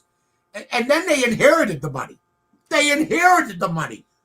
I mean, you got $8 billion thrown in your lap, and I don't know if we can do that. I don't know if we. Are you kidding? You'd be teaching school somewhere. My God. Hook me up here, Mike. If I love hooking you up, that. What do you mean? If I say something, off color here on this, you tell me. Please don't do it, please. Okay, whoa. I don't care. Virginia McCaskey was the worst owner the Bears could have ever had. Absolutely. That's not off color. Michael McCaskey was the worst president that they could have ever had. Me and him went at it tooth and nail. Was one of the great interviews of all time. If you ever get a chance, try to find it. I will. Back in the 90s, telling me I was silly. I go, you're silly. You just got rid of Jay Hilgenberg. You got rid of Galt. You got rid of Wilbur Marshall. You're telling me I'm silly? I love this. They say the Bears now are opening to all groups, and some of them say they're DEI and all this, and they're bringing more women in. She was a female owner for 40 years. Yeah, and she fell on her face, but they all kissed her ass because she was living. She went to the prom in a covered wagon, for Christ's sake. You know what I mean? My God. Hey, what's going on? The horses are acting up. My God. So, she was there for 40 years. And all of a sudden, they make a big deal out of everything. And we got a bunch of people that don't know what they're doing at the top, period. I got another. You want to know something? Ryan Poles passed on Tyler Warren. Well, that's all you need to know. I watched Tyler Warren last. He's changed the culture, number one, along with Daniel Jones. And I watch our kid Loveland. He had a couple catches, but he's got injury problems and everything else. You had a guy that caught 105 passes. He was right there for you. And you passed and took a different tight end. If you're going to take a tight end, you take Tyler Warren. You don't experiment. Yeah, and that's what they did. And now Warren's going to be like Brock Bowers. You know what I mean? I completely agree. I never liked that kid at Michigan. He was fine, but they said he lost his. They said, well, he didn't do as good last year because McCarthy went to the pros. I go, so in other words, it depends on the quarterback for him to be good. Yeah. Is that what now? What's he going to catch with Caleb Williams? Yeah, look at Bowers out there. He has no quarterback. Prior to Geno showing up, he had nothing, and he had 100 catches. By the way, he broke Dicker's record. Geno Smith sucks. Okay. Oh my God. I love that. He's Justin Field that can pass a little. All right, how about this one? This Monday night game here. Come on, keep firing them. College, pro. I got you. Bucks and Lions. What do you make of that one going up there? That's a really good. That's a really good NFC game. That's on Monday night. Down to the wire. Probably take Tampa Bay plus the 5, and I would have guessed to take Detroit. Being pissed off and all that, yeah. 5.5. No? I believe it's 5.5. Look it up. Yeah, it is. It's 5.5. I'm sorry. I wouldn't bet against Baker Mayfield. That's a guy with a chip on his shoulder. You can't play in Cleveland. You can't play in Carolina. No, he could play everywhere. But he was in organizations that can't develop quarterbacks. I mean, think about this. He got Cleveland to the playoffs. And they're giving Deshaun Watson $250 million guarantee. Then he goes to Carolina. And then he's with Darnold. Right. Him and Darnold are like MVP candidates on other teams. That's all you need to know about who can develop quarterbacks and who can't. What'd you make of the James Franklin firing? Good. I'm sorry. I know. Oh, they're 36-8. Yeah, but see, you got to win a big game. You got to win a big game. And here's what I'm going to tell everybody. Penn State ain't been nothing. And I love Penn State. I went to Penn State as far as I took a trip there when Illinois played there. I mean, it took me hours to get there. I went by train, covered wagon. Happy Valley. Oh. You got to go on like one of those Amish wagons to get in there. It is impossible to get into Happy Valley. Once I got there, it was a time of my life. I thought the kids were like, it's great. And I go, what's the problem? They go, we just had finals, and I'm going, oh, sorry. But I had to stay in Altoona. I had to take a limo 15 miles to get to the stadium. But it's not, look, Paterno made it. He did. They got sidetracked, for whatever reason. I don't get into it. Okay. But I'm going to tell you this. I hear Matt Rule may come. Yes, that's the name. Do they know that Nebraska was as pertinent a football program as Penn State back in the day with Tom Osborne? Oh, God, yeah. He could, I don't know. If I'm Matt Rule, he's falling on his face in the NFL, number one. And I like what he's doing. I like what he's doing, but I don't. I think they could get somebody else. Maybe John Harbaugh. I was thinking. How good a coach is he now that Lamar Jackson's hurt? He's a piece of crap without him, isn't he?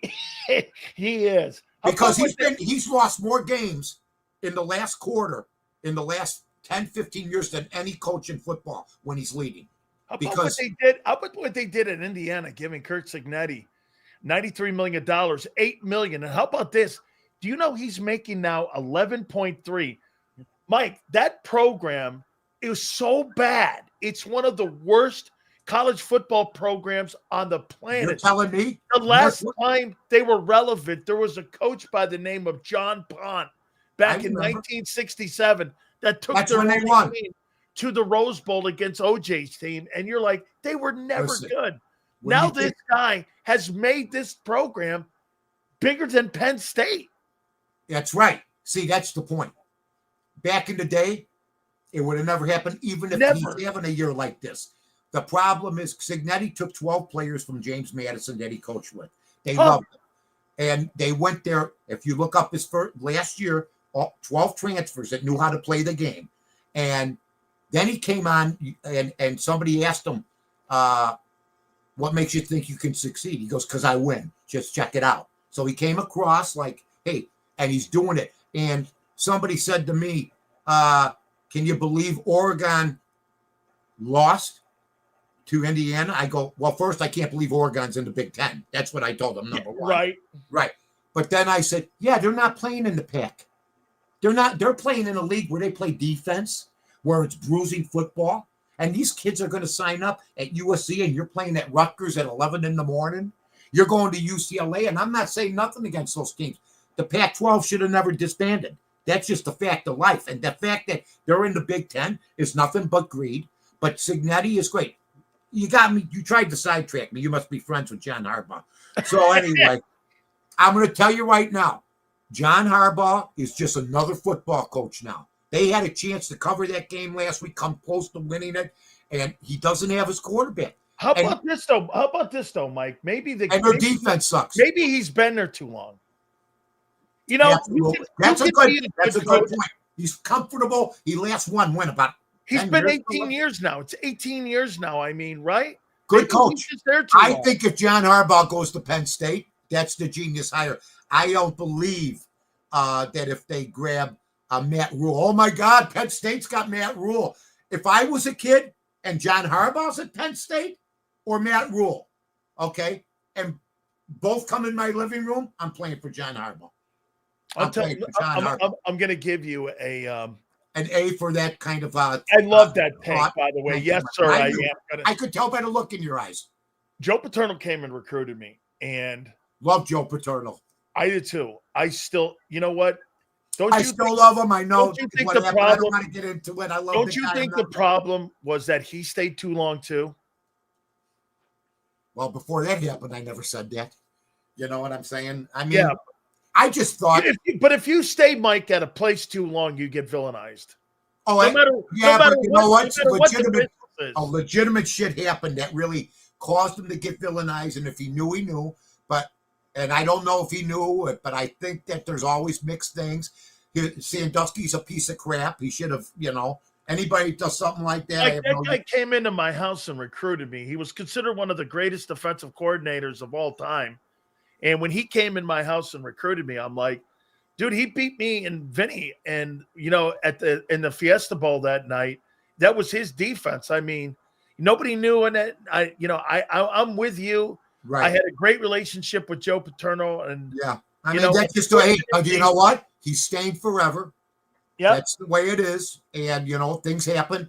But my debate is that I don't think Penn State is that coveted job anymore because coaches all over the place now are making money. But I do know this. I sat through many a Northwestern Indiana game, okay?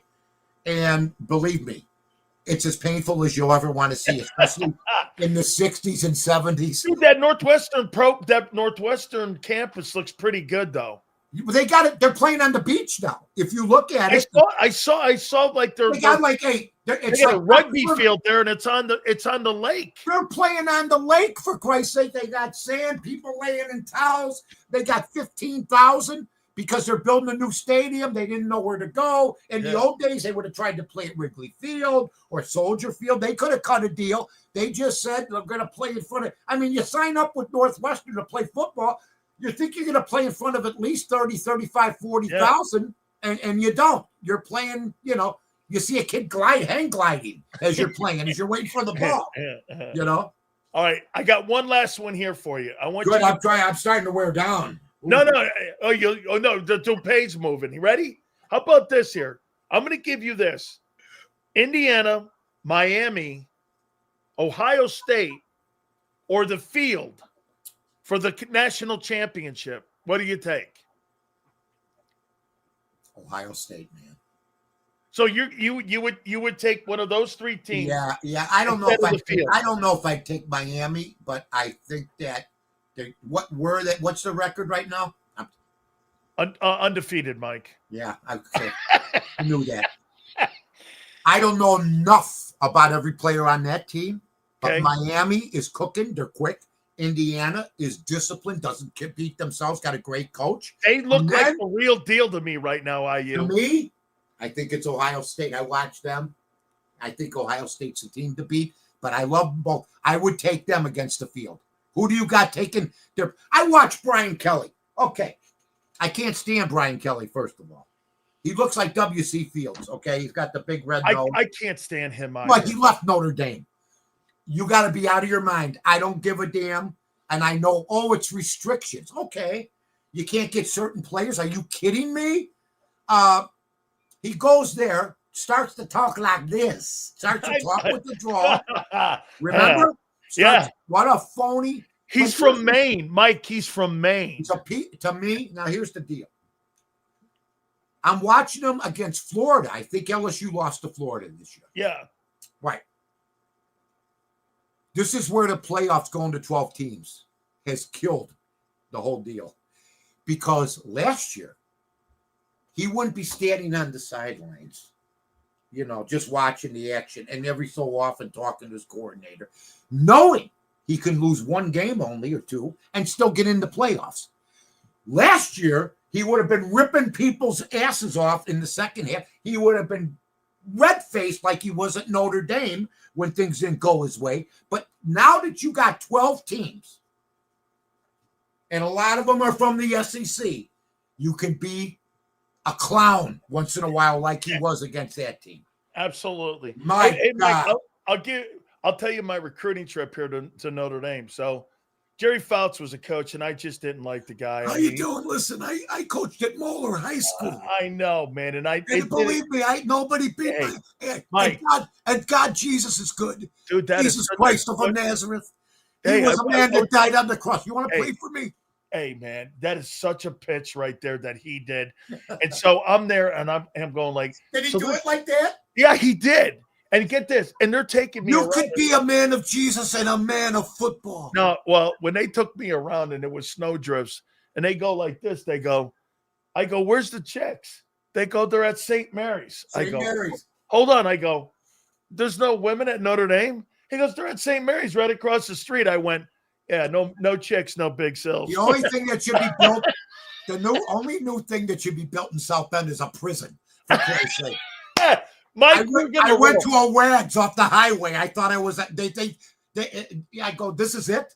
I mean, South Bend, but the kids go there. Yep. They enjoy the experience. You're playing for Notre Dame, but my God, Miami, Florida, I mean, these are all everybody. It's amazing to see where a lot of kids go. Yes. Well, now it's this. Now it's this. Hey, Mike. Oh yeah. We good next week? Every week. Every week. I will see you next week, Mike. Quit telling me about that. Every week I tell you. All right. We're sold. We're in. I'll see you next week, brother. It's all about trickery, my friend. I love it. Hey, by the way, tell folks where they can find you. At northtonorth.com, NORTH, and number 2, NORTH. I have picks every night, okay, in baseball, football, and I'm winning. And I also, ESPN 1000, the podcast is up right now on the ESPN 1000 app. Check that out. I also have a show called Somebody Big Just Died. We just did 2 shows on Diane Keaton and on Sister Jean on the Barroom called Somebody Big Just Died. So check all those things out and check me out every week. I know I'm getting myself in a trap here with you. With my guy, Dan Sileo. Thank you very much. Hey, by the way, I'm going to check out the sister from Sister Jean? Sister Jean. Yes. Hey, the chick made it big at 96. I couldn't believe it, man. I mean, absolutely. That was sad. She was a BVM. Absolutely, man. She was a BVM, black. We used to, Blessed Virgin Mary, nuns of the blood. We used to call them the black veiled monsters. They were tough. They were tough. Absolutely. Mike, we'll see you next week, my friend. You got it. That is Mike North. Yeah, we have a friend now, man. I really like Mike is one of the legendary guys, too. He really is. All right, we got to pay some bills. The Philly Godfather's going to be on. I see Xander in here going, we got to win. Dude, he is. And Xander's been this way since the belt-to-ass giant ass kicking. Ever since the Giants took the board out and went whack, whack, like I was in Catholic high school again. I felt like Sister Marjorie Fish was whacking my ass with the paddle again. That's how bad the Giants beat the Eagles' ass last week. Sister Marjorie Fish, she had biceps like mine. She was a prison guard. She used to work in a prison guard before she came to Catholic High.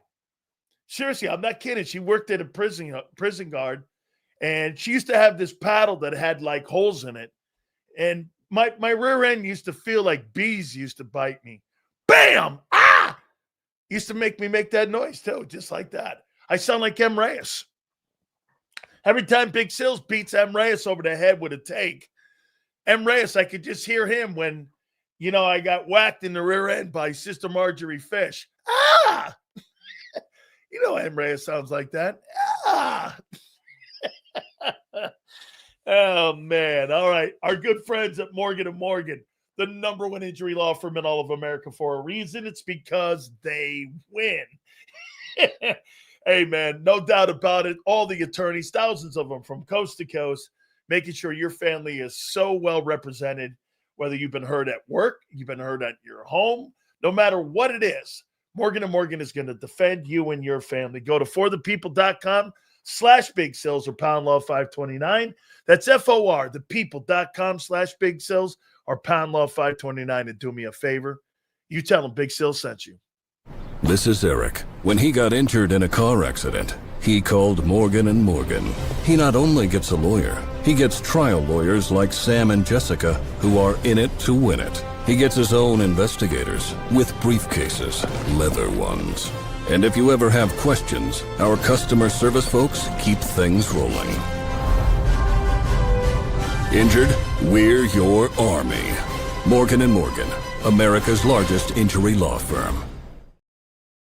Ignite your nights with free live entertainment daily, only at Live Casino and Hotel Philadelphia's Center Bar. 7 days a week, enjoy some of the region's top party bands, performers, and DJs as they take the stage in the heart of the casino action. Great cocktails, live music, and lively moments. It's all happening at Center Bar at Live Casino and Hotel Philadelphia. Visit livecasinophilly.com for more details and the complete list of upcoming events. Must be 21 or older. Gambling problem? Call 1-800-GAMBLER. This is Eric. When he got injured in a car accident, he called Morgan & Morgan. He not only gets a lawyer, he gets trial lawyers like Sam and Jessica, who are in it to win it. He gets his own investigators with briefcases, leather ones. And if you ever have questions, our customer service folks keep things rolling. Injured? We're your army. Morgan & Morgan, America's largest injury law firm. Welcome to the Jet Setters and the High Rollers, to the Shot Takers and the Tastemakers. Welcome to the Viewfinders, the Thrill Seekers, and the Night Owls. Welcome to everything you could possibly want on one 5-mile island. Welcome to the Wildwoods. Book your stay today. In our hometown, we all look out for each other. We go the extra mile to lend a helping hand. We step up to keep our communities going strong. And at Independence Blue Cross, we're here to keep you going strong.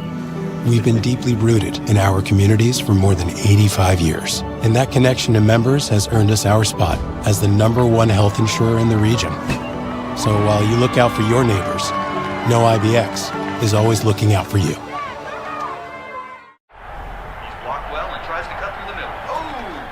Your gut says Miami is going to win and you should take the over. Your gut also said your NFT selfies would only go up in value. They didn't. But your head is on Sports Grid and knows the QB is in concussion protocol. The backup has a 45 QBR against the zone coverage. The New York D has the most sacks in the league. So yeah, trust your head. It's smarter to be on Sports Grid. EAGLES. Eagles.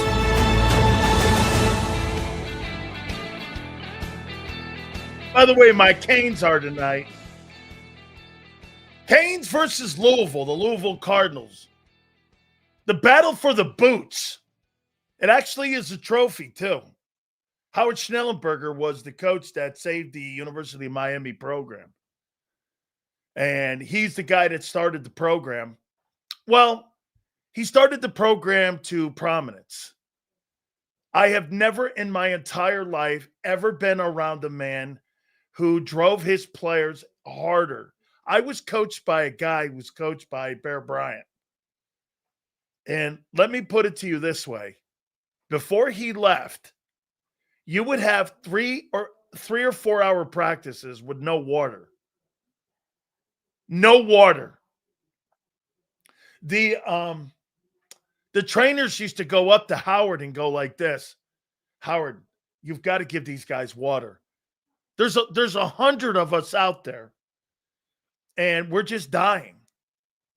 In Miami Heat, the Miami Heat, we were out there for 4 hours with no water, doing 3-a-days. The trainers, seriously, they used to walk up to him and go, Howard, you can't do this, man. These guys are, and he goes, water for cowards. And you're like, sure enough, they would finally blow the whistle for us to go get water. We'd have to run across the field, and I would be grabbing like 5 cups because, I mean, we hadn't had water for 3 hours. Hey, yeah, Howard is yes. Howard was Jerome Brown was a Howard Schnellenberger guy, initially recruited. Yes. Dude. Howard Schnellenberger, after one game, we played against Florida State. You guys will dig this. So we're playing against Florida State. We get our ass kicked one year by them. And we just played 3.5 hours at the Orange Bowl. We're walking off the football field. Howard looks over at us and goes, where are you guys going? And he goes, you guys didn't want to play against them now. We're going to go scrimmage. Canes went out and scrimmaged for 4 hours after a game. That's what that guy did. We played Florida State. We played until the lights were out. They turned the lights out on us. And we're still practicing. And the trainers had to go, Howard, there's no lights. And we're like, then you had another practice the next morning. That guy drove you like you were a mule. But you know what happened on the way to the championship? I mean, we always knew we were going to be in better shape than you, mentally and physically. You could have a more talented team than us, but we were going to beat you because we were in better shape and we were tougher than you. And that's how we were trained. And then when he started adding better talent, we were unbeatable. I mean, no, that's like Junction Boys. Yeah, the movie Junction Boys or Miracle. Sure. You guys see that movie, The Junction Boys? He had like 70 or 100 people that when he was at Texas A&M, Coach Schnellenberger was one of the coaches. And he was like, that's how Coach Bear Bryant coached. 100 guys he took to camp. There were only 38 left. And he ran all of them off. He ran people off. Howard ran people. Dude, people used to leave in the middle of the night.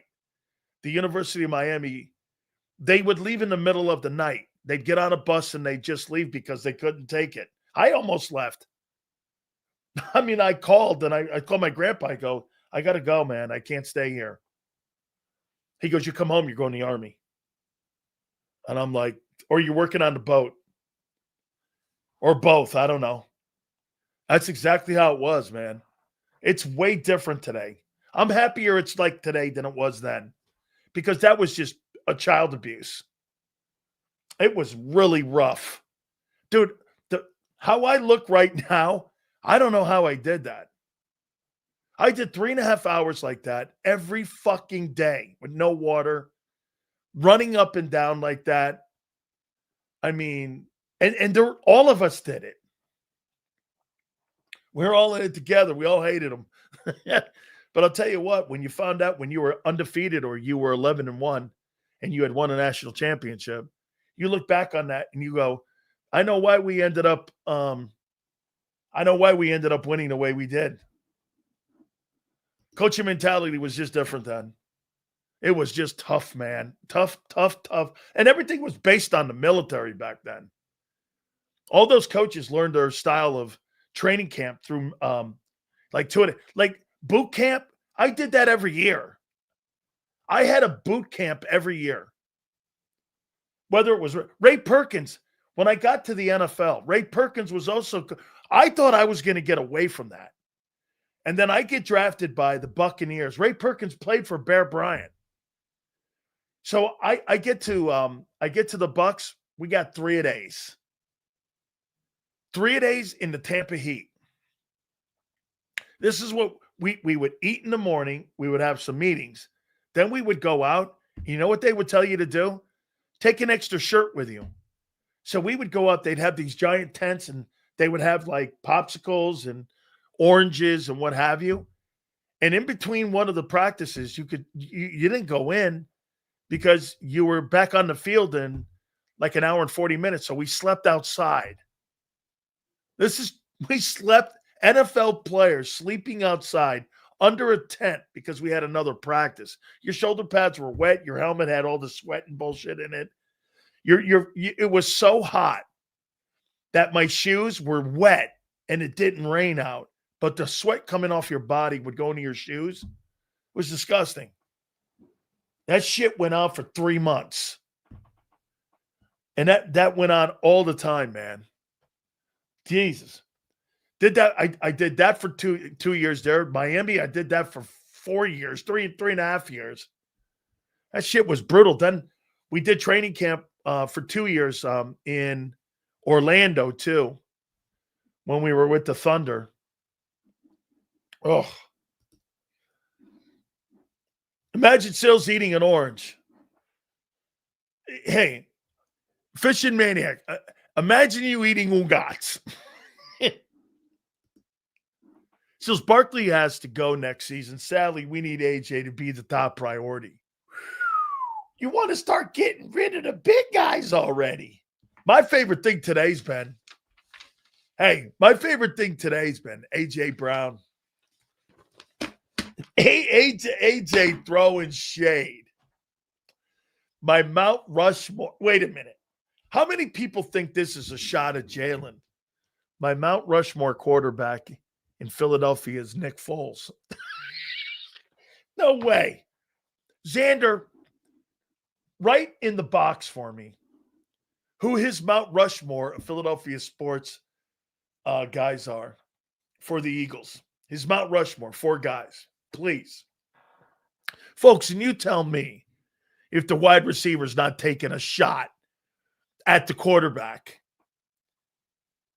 2 MVPs in a Super Bowl. So it was Kelsey, Foles, himself, and who else was it? There was one more. And T.O. Wait, you got 2 guys that are like each other, T.O. and AJ. Foles and Kelsey. How's that not a shot at Jalen Hurts? Oh, wait. Hold on here. Hold on. This is, oh my God. Eagles coach Nick Sirianni said he wanted to bring Isaiah Rodgers back, but then you can't. He never said he wanted to bring him back. Jeff McClain's lying. Quotations, please. He never said he wanted to bring him back. That is a misrepresentation of that press conference. Hey, Jeff, you're lying. I heard it. I listened to it. Wow. This guy had the backbone to call my, you know what he did? There's another guy that called the dogs on me with the Inquirer. Yeah, he got pissed off at me, Jeff McClain. He tried suing JAKIB over something that I said about him. I misquoted Jeff McClain, and he got his little panties in a bind too. What a baby. That's not what he said. That guy's weak. He is. Holy cow.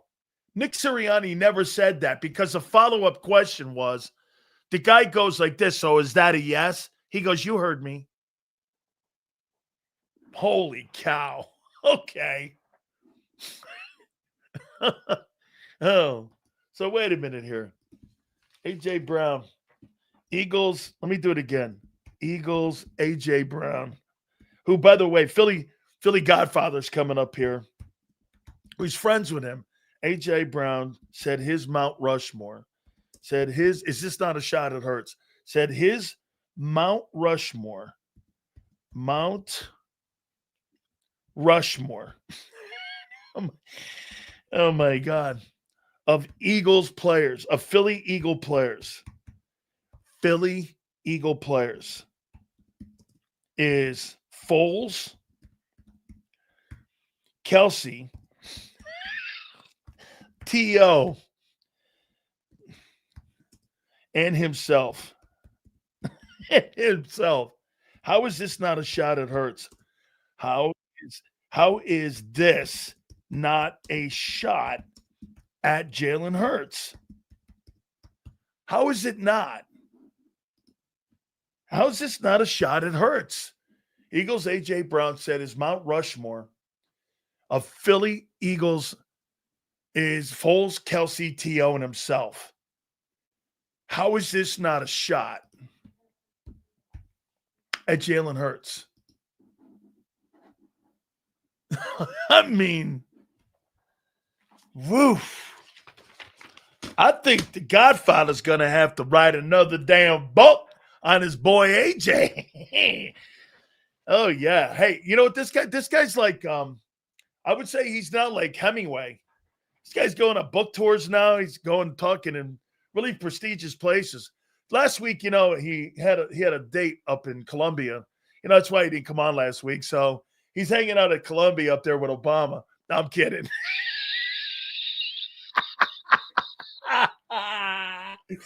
Without further ado, my friend, the man, the myth, the legend, who is on a book tour. We love him very much. The legendary Philly Godfather. He joins us right now. Appreciate you coming aboard, my friend. How you doing? Hopefully Trump ain't watching this because, you know, me and Trump are pretty close. And, you know, I was one of the first guys that supported him back in 2015. I told everyone he was going to win the GOP at 40-1, win the election. I told everyone he's going to end up on Mount Rushmore, and so far he's doing a great job. So hopefully he didn't hear you say that. I'm a Thomas fan.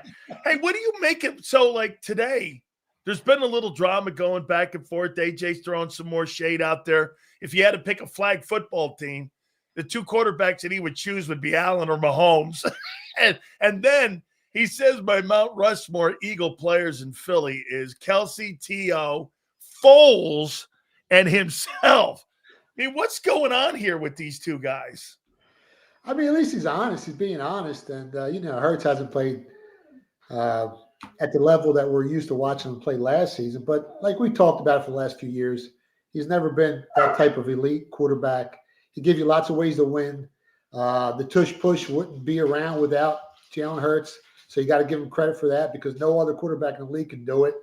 But, you know, it's got to be hurting, you know, Brown's pockets. There's got to be stuff structured in his contract. He needs touches. He needs touchdowns. He needs receiving yards. And you can't blame the guy. You know? Let me give you – by the way, Howard Eskin just loved my tweet. I sent it out here. I go, Eagles A.J. Brown said his Mount Rushmore Philly Eagle players is Kelsey, Foles, T.O., and himself. How is this not a shot at Jalen Hurts here? All that being said, how about this here? So last night, old man Joe Flacco targets receivers 45 targets. 45. Okay? A.J. Brown's got 45 over 6 games. That can't be making that man happy. No, absolutely not. But, you know, Flacco's a gunslinger, Super Bowl champ, different type of quarterback. If you get pressure on Flacco, sometimes, you know, he throws some picks. But again, their styles are so different. They're two different types of quarterbacks. I mean, Hurts has always had issues, even going back to college where he got benched at Alabama. He's not that elite passing quarterback. But again, I mean, what's more important than converting on, you know, 3rd and short or 4th and short? So you got to take the good with the bad. And people are panicking in Philly right now. Oh, my God, the Eagles, they've lost 2 in a row. But if you guys remember last season, at this point in the season, they're either 2nd or 3rd place in the NFC East. It's a long season. The teams that win in December usually end up, going deep in the playoffs. So we'll see what happens. All right, who do you like on Sunday? How about this? I didn't realize this. So it's only 1.5 that Minnesota's getting in this game. I mean, that just shows you a little bit what people are thinking here for this game on Sunday. I mean, look, Carson Wentz, you also have, Isaiah Rodgers involved in this thing here. There was a conversation about whether or not the Eagles really actually made a strong effort for him. But, boy, I'm a little bit stunned here with some of the comments that are being made about this game here, and especially some of the numbers here. And as we look at it going into this football game right now, what do you think here, man? I mean, 1.5 right now the points are. What do you like, and who do you like in this game, Vikings and Eagles? It's the Carson Wentz revenge game. But to be honest, I mean, before the season started, the Eagles were supposed to win 2 more games than this Vikings team. And I went under 9.5 in the Vikings season win total. I don't think they're that good of a team. They got lucky against the Bears, or else they wouldn't have a winning record. The line's 1.5 up to 2.5 in certain spots. The Eagles are the healthier team going into this matchup. I think they got like a 4-point health advantage. But on offense, they're a lot healthier. The Vikings have some, issues on the offensive side with injuries. I like the Eagles here, -1 on the money line. I mean, this Vikings run defense is one of the worst in the NFL. I think they're ranked 22nd in yards per rush attempt. I think Saquon Barkley has a big game. As long as the Eagles run the ball down their throats, I think they win this game easily. I think the Vikings are a fraud. And, I mean, the Eagles are getting some key guys back on defense. That should help them. So I think the Eagles win this game easily, tell you the truth. If you want to bet the Eagles -1, some prop bets, Saquon Barkley, anytime touchdown, you can lay 30 cents on that. Jalen Hurts, if he uses his legs, anytime touchdown for him, you can lay 15 cents. And over 70 rushing yards for Saquon. I think he has a big game. You take the over on this, 43.5, or you do the under? It opened 41.5. It's up to 43.5. They're expecting some points. I mean, it's right there, 43.5. I'd probably go over, if anything, but I didn't bet it, so I hate giving out stuff that I haven't bet yet. But, sharp money did go over 41.5, so take it for what it is. Rams-Jags. This is the London game, early game on Sunday here. What do you like in this? 44.5, and the Jags are giving the Rams 3. Who do you like in this? Yeah, those overseas games are always kind of difficult to handicap.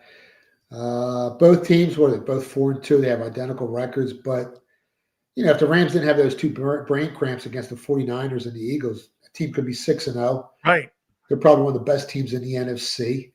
The Jags have been extremely lucky. I think they're tied with the Bears in turnover differential in the season, and they're 5th in luck ratio. And we know what happens with luck. It eventually runs out. But they do have 2 quality wins over the 49ers and Chiefs. So, the Jags have been playing some solid football in the season. But again, before the season started, the Rams were supposed to be the much better team, expected to win, maybe 3 games more than the Jags. They've got the better odds to win the Super Bowl at 14-1. You look at the Jags odds, they're like at 45 or 50-1. I like the Rams here. If you can get under a field goal -2.5, they probably win the game. They're the better team, man. I didn't think anything of this game, and I wasn't going to ask you about it, but the sorry-ass Jets are 0-6, but the Panthers, I mean, sitting there at 3-3 now, they've kind of turned this thing back around here again. I know that the Jets are only giving up 1.5 here, so, I mean, is that a game we stay away from a little bit here because you still don't know what the Panthers are, or do you know what the Panthers are and you know who the Jets are? I mean, think about it. How bad does this Jets team? Oh, my God. It's the worst coach team in the league right now.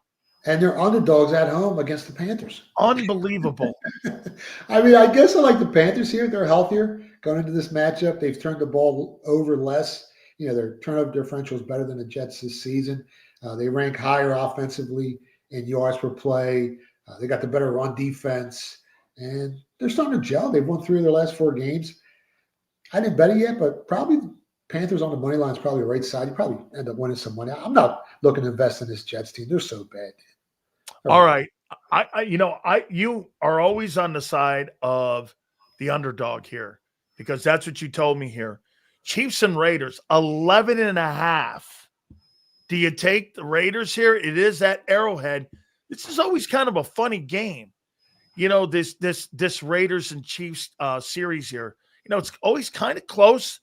I remember a couple of years ago, the Raiders went in. I think Gruden was the coach. They went in Arrowhead and won, and they were not a very good football team. What do you got here? Do you take the Raiders in the number?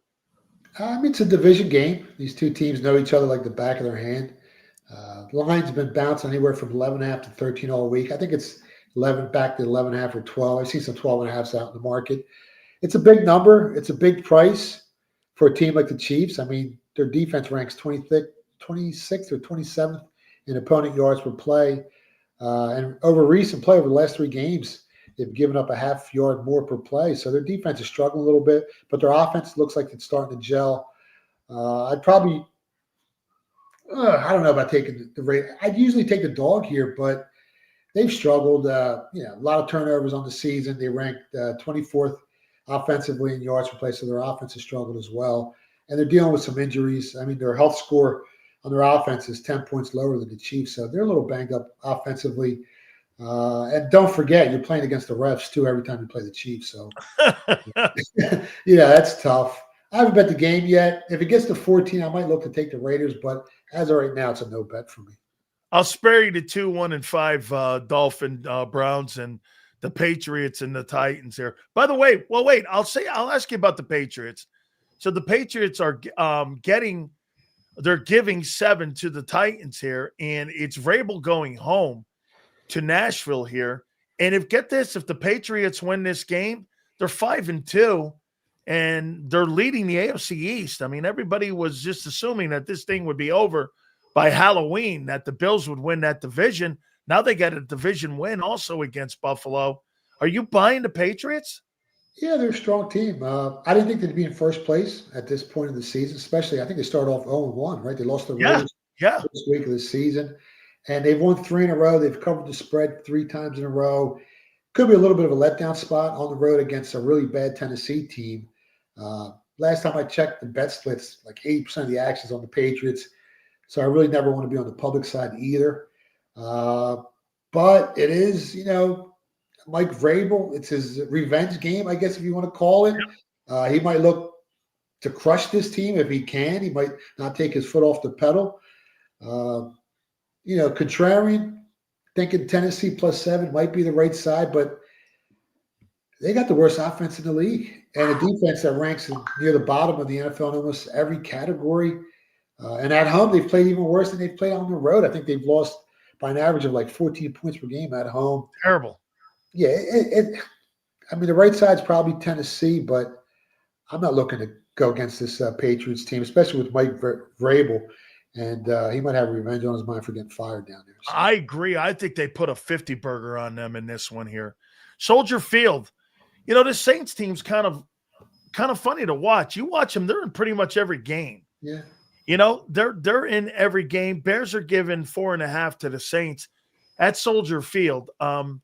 Bears now could go to 4-2 on the season. Do you start to see a little bit of consistency with Ben Johnson and Caleb Williams? Are you starting to buy that a little bit, or still you're not there yet with them? I liked it before the season. I took a flyer on them at 42-1 to win the Super Bowl. Now, obviously, I didn't think they were the best team in the NFL, but I thought they could make the playoffs, and then we'll have some hedging opportunities. And before the season started, I bet the Saints to have the fewest regular season wins at 4-1. So I'm hoping they lose again this week, but I actually think they can cover the spread here. +4.5 on the road, catching points. New Orleans is a slightly healthier team going into this matchup. Their defense ranks 21 spots better than the Bears in opponent yards per play. The Saints are also top 5 in rushing defense. So I think they can hang around. I mean, as long as New Orleans doesn't turn the ball over multiple times, I think they should be able to cover a 4.5-point spread against the Bears team coming off a big win against the Commanders. So, yeah, I think the Saints are the right side here. This is really an interesting game here. I mean, I'm still waiting for the quarterback in Indianapolis to turn into a pumpkin, Daniel Jones. They got the Chargers here at SoFi in Inglewood here, and the Chargers are giving 1.5 to the road team, Colts team, which played great. By the way, Jonathan Taylor is running the hell out of the ball. They're playing good on defense. Their O-line with Nelson has performed well. Shane Steichen has done a spectacular job. It's 48.5 for the over-under on this, but man, I like the Colts in this game here. I'm starting to buy them. Are you? Yeah, I liked it before the season started. I went over on their season win totals. I took the Jags and the Colts to win their division. But going into this matchup, their pass defense is really banged up. They got the sixth lowest health score of any pass defense in the NFL this weekend. And it's kind of a good buy low spot for the Chargers. I mean, they had 2 straight losses and they barely beat the Dolphins. So no one's looking to bet on the Chargers right now. The Chargers are the healthier team going into this matchup. Colts have been really lucky. They're 4th in luck ratio going into this game. So I like the Chargers here on the money line. I think they win the game. I think they bounce back strong. I think it's a letdown spot for the Colts. And the total 48.5, it feels a little high. We got 2 good solid defenses here. I kind of like the under there. So, and the Chargers offense is a little banged up. So under 48.5, and I guess the Chargers on the money line. Speaking of high, mile high, Giants and Broncos here. I mean, skidaboo! Jackson Dart after the belt of ass beating that they put on the Eagles.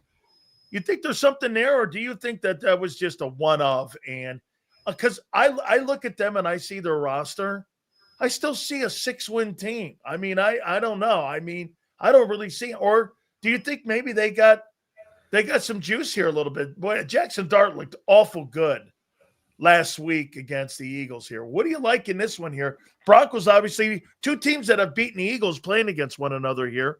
Broncos and the Giants. Who do you got? Yeah, the Broncos are 7-point favorites. It kind of feels like a ton of points, right? After the Giants destroyed the Eagles last week. And Denver just barely beat the Jets, right? They went 13-11. So they barely beat an 0-6 Jets team. And now the Broncos are 7-point favorites, but they are at home. It kind of feels like a trap if you're looking to take the Giants here. And like we mentioned before, Vegas doesn't give away free money. So they're giving you 7 points. They're kind of begging for Giants money here. The Broncos are a much better team, in my opinion.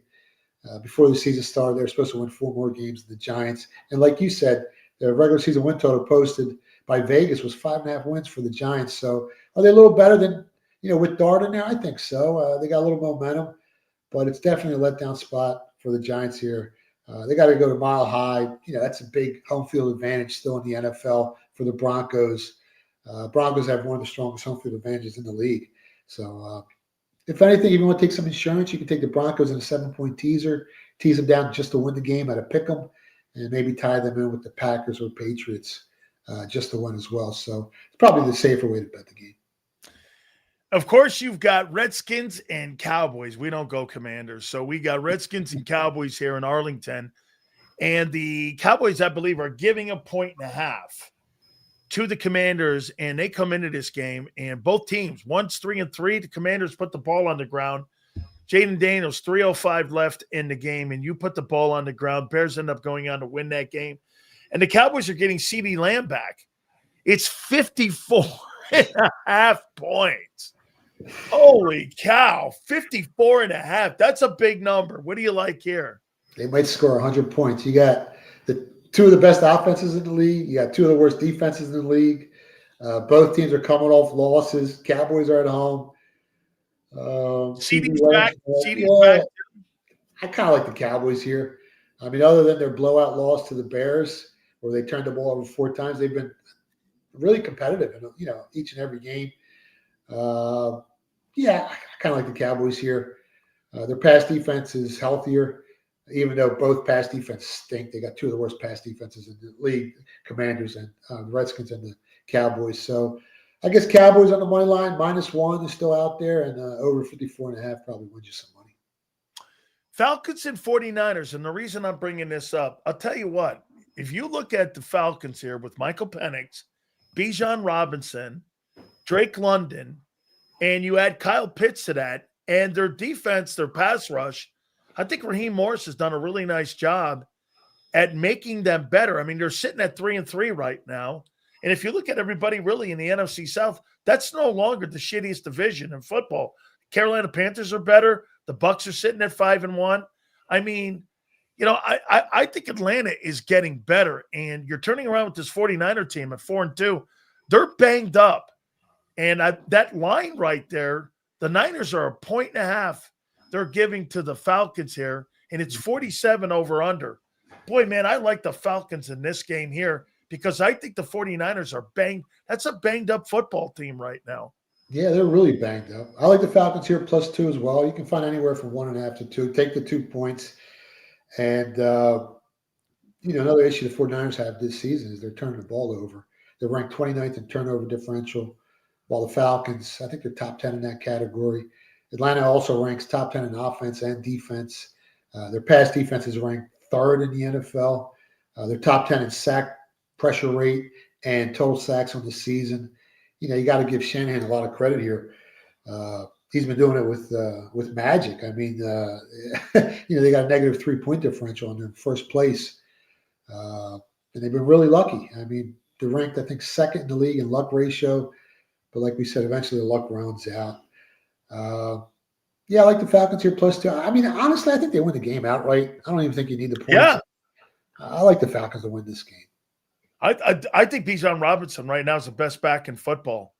I mean, he's just playing great ball right now. He's going to go over $2,000 in total yards from scrimmage this year. How about the Monday night game? Buccaneers go into this game, talking about another banged up team. Yeah. And I'll tell you what, man, if people were thinking that they were going to wobble with those coordinators being out, I think Johnny Morton has done a pretty nice job. They spread the ball around. You talk about the best. This is what the Eagles want to look like, is what Detroit does, in the way they spread the ball and run the football. That Montgomery and Gibbs running attack they have, that Ahmad St. Brown guy can catch. The tight end is a really good football player. The old line, Hank Fraley, as much as everyone gives Jeff Stoutland a lot of love, Hank Fraley, the offensive line coach up there in Detroit, has done a spectacular job with that football team. Boy, I like the whole, I'm a Buck guy and I'll always be a Buck guy, but I like the Lions in this game. I mean, it's 5.5, 6, total's 52.5. This could be a preview of the NFC Championship game, in my opinion. If both teams can ever get fully healthy. That's right. If the Bucks were healthy, I'd go Bucks. And regardless of all the injuries they're dealing with, the Lions and the Buccaneers actually have the best ATS record against the spread of any teams this season. So they've made people a lot of money. I think they're both 4-2 against the spread, and they're both really banged up.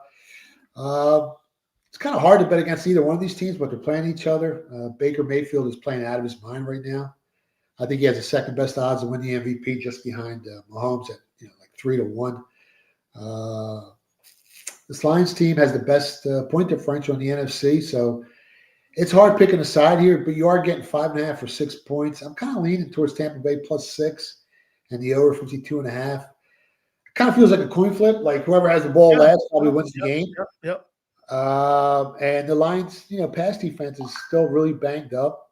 Plus they lose Branch. He's been suspended. They upheld that. Yeah, so it's just I didn't bet it yet, but if the game gets to 7, I'm definitely on Tampa Bay +7.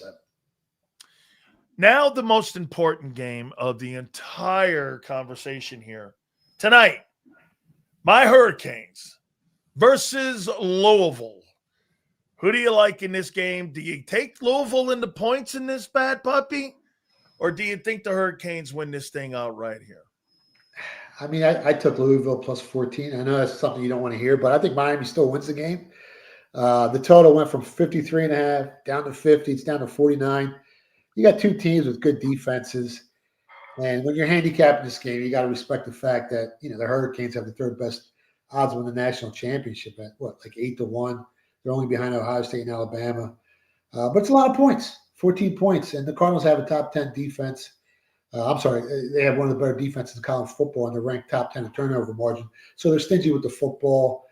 I like the Cardinals here +4. It's just a lot of points, Dan. It is. It's a lot of points. How about this one here? You want to hear a number? So for the first time in 177 SEC football games, you only played back in the day, you only played 6 of them, right? Your conference games. It's the first time in 177 SEC games that Vanderbilt is favored over an opponent, and they're favored over LSU. Yeah. I mean, I can't believe that over LSU, and LSU's the higher ranked team.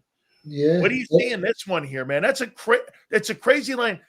Vandy 17, and I think if I'm not mistaken here, I think LSU is 10th. What do you like? I mean, it's a tough place to go win. I mean, how do you go to Vandy with the way they've been playing and beat this team? Last time LSU went on the road, they lost to Ole Miss a couple of weeks ago, and I think Vandy's just as good as Ole Miss. Both teams are 5-1, but they're kind of built different, right? LSU's, I think they're tied for the lowest scoring average in the SEC, so their offense isn't the best. While Vandy, they're putting up numbers like crazy. 1.5. I kind of like Vandy here. I mean, both teams have good defenses.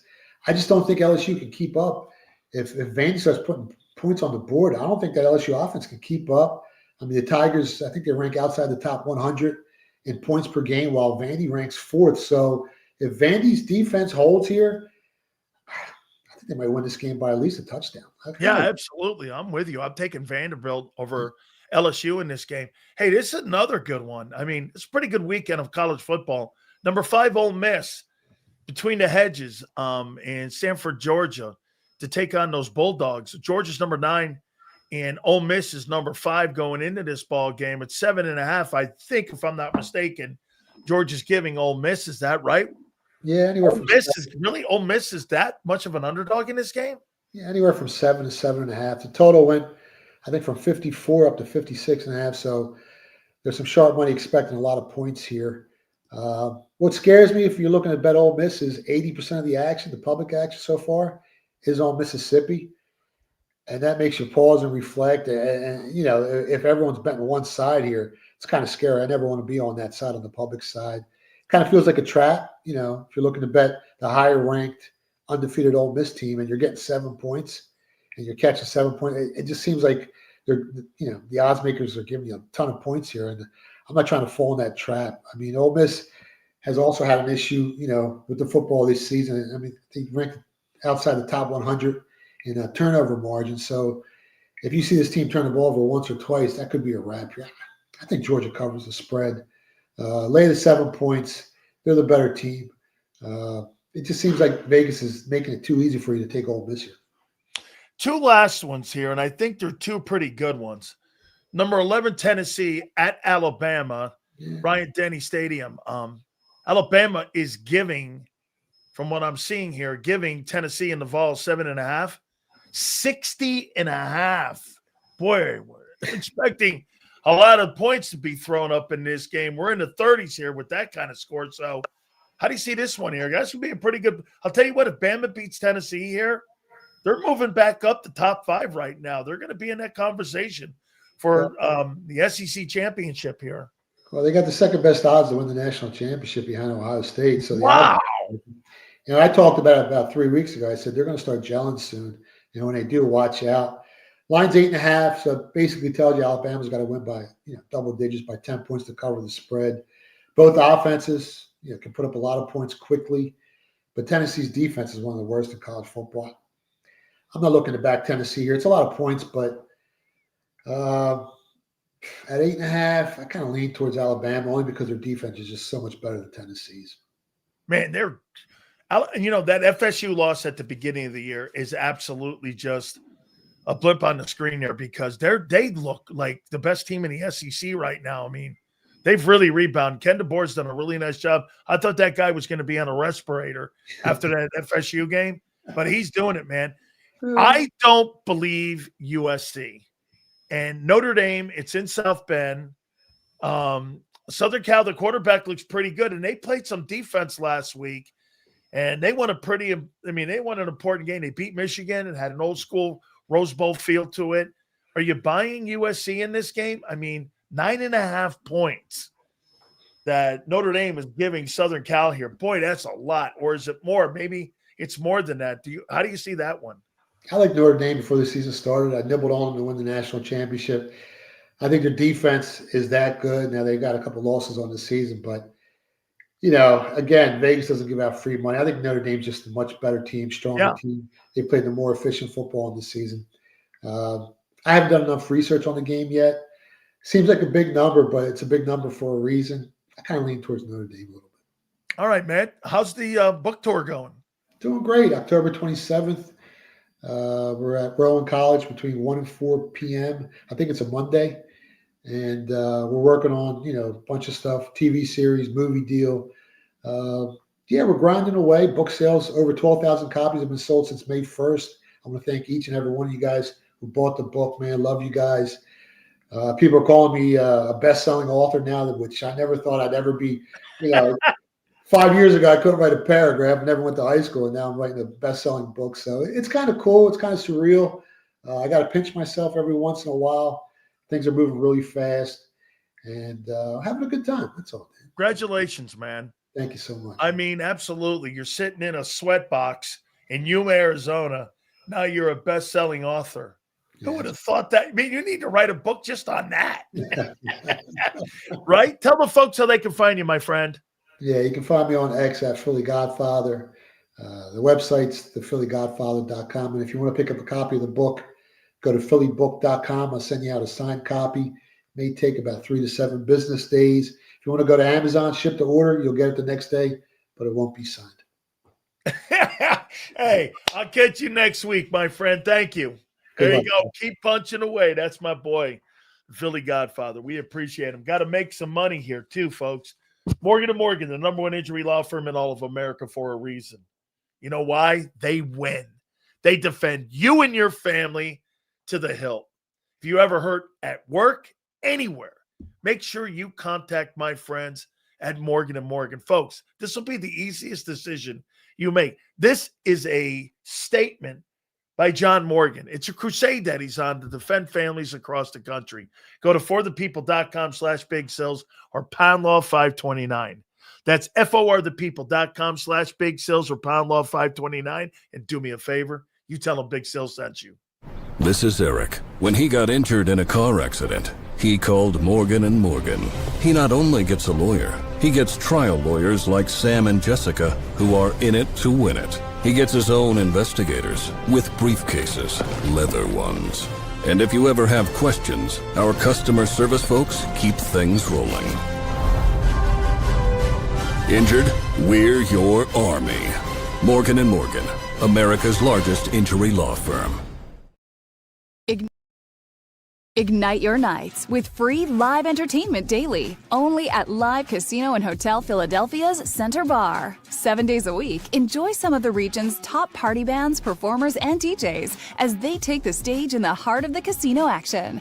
Great cocktails, live music, and lively moments. It's all happening at Center Bar at Live Casino and Hotel Philadelphia. Visit livecasinophilly.com for more details and the complete list of upcoming events. Must be 21 or older. Gambling problem? Call 1-800-GAMBLER.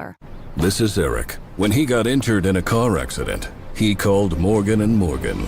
He not only gets a lawyer, he gets trial lawyers like Sam and Jessica who are in it to win it. He gets his own investigators with briefcases, leather ones. And if you ever have questions, our customer service folks keep things rolling. Injured? We're your army. Morgan & Morgan, America's largest injury law firm. Welcome to the Jet Setters and the High Rollers, to the Shot Takers and the Tastemakers.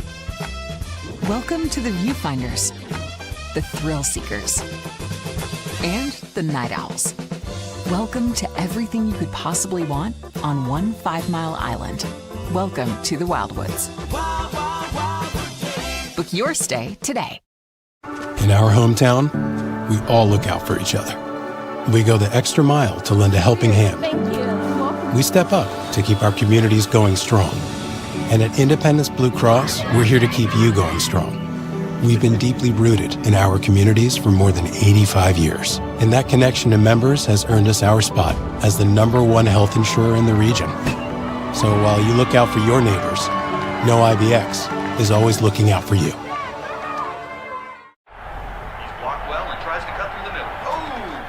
Your gut says Miami is going to win, and you should take the over. Your gut also said your NFT selfies would only go up in value. They didn't. But your head is on Sports Grid and knows the QB is in concussion protocol. The backup has a 45 QBR against the zone coverage. The New York D has the most sacks in the league. So yeah, trust your head. It's smarter to be on Sports Grid. EAGLES. Eagles.